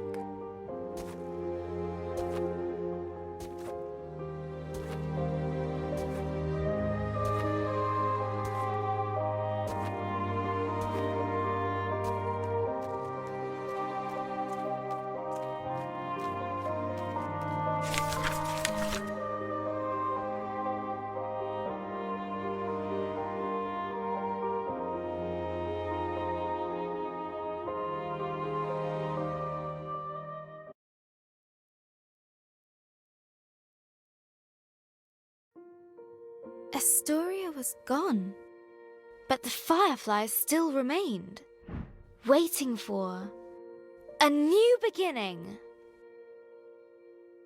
You're rebuilding the world, aren't you? And you're starting with my memories.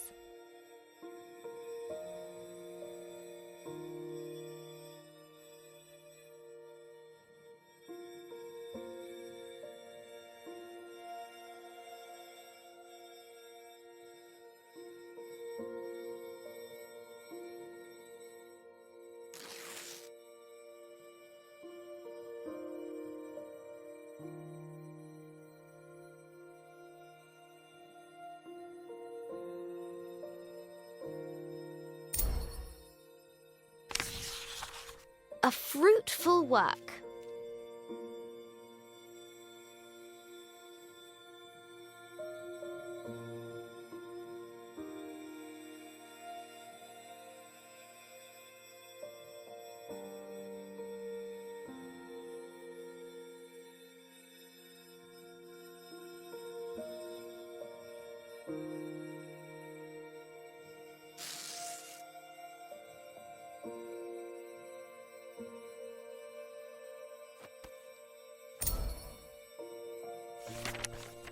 A remembrance of home.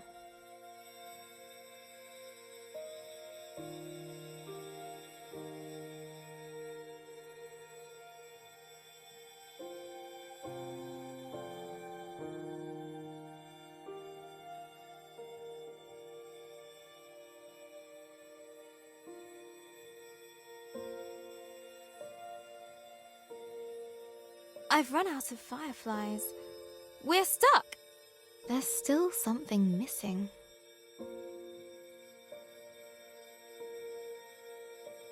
Hey, you're still here, Firefly. Can you help? That's it, Firefly. Now you're ready for a new story. And I have to say goodbye too. Thank you, Firefly.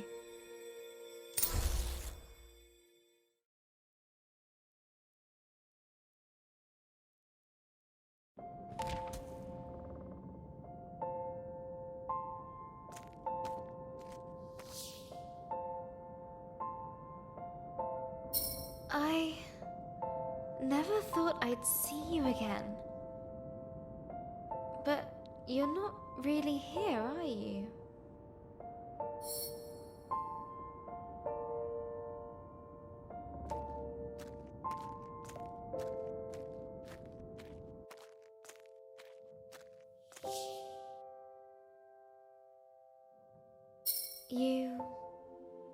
You didn't make it. You knew, didn't you, that you wouldn't?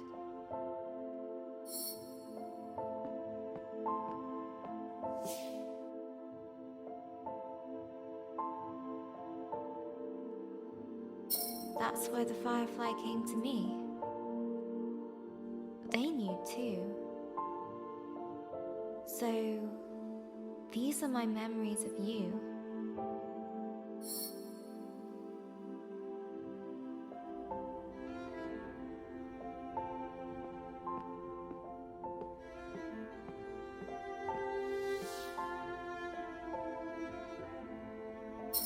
That's where you live now, isn't it? Within me. I'll hold you close. I'll take you with me.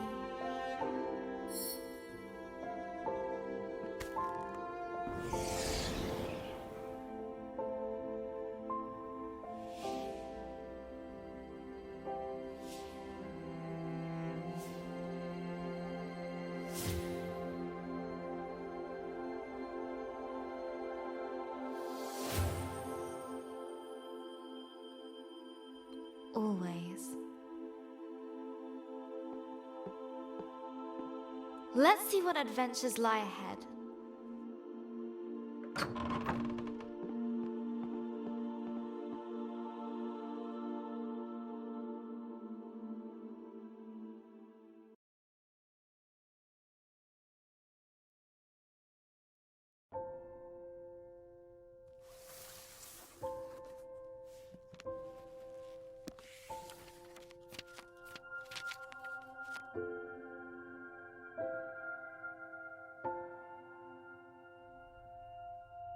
Hello, journal.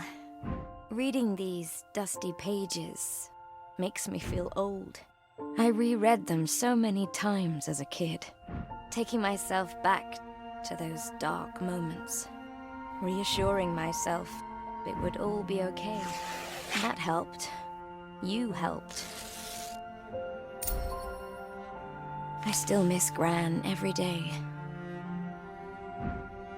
Sometimes I hear her laugh in the back of my mind. Abby reminds me of her. Insatiably curious and fiercely independent. I hope she never loses that. Mum's coming to live with us for a bit. I hope her and Abby are going to make some memories of their own. They're already both obsessed with cat videos and Instasnap. Abby's birthday is coming up. Maybe I'll get her a journal of her own. She says she wants to be a writer.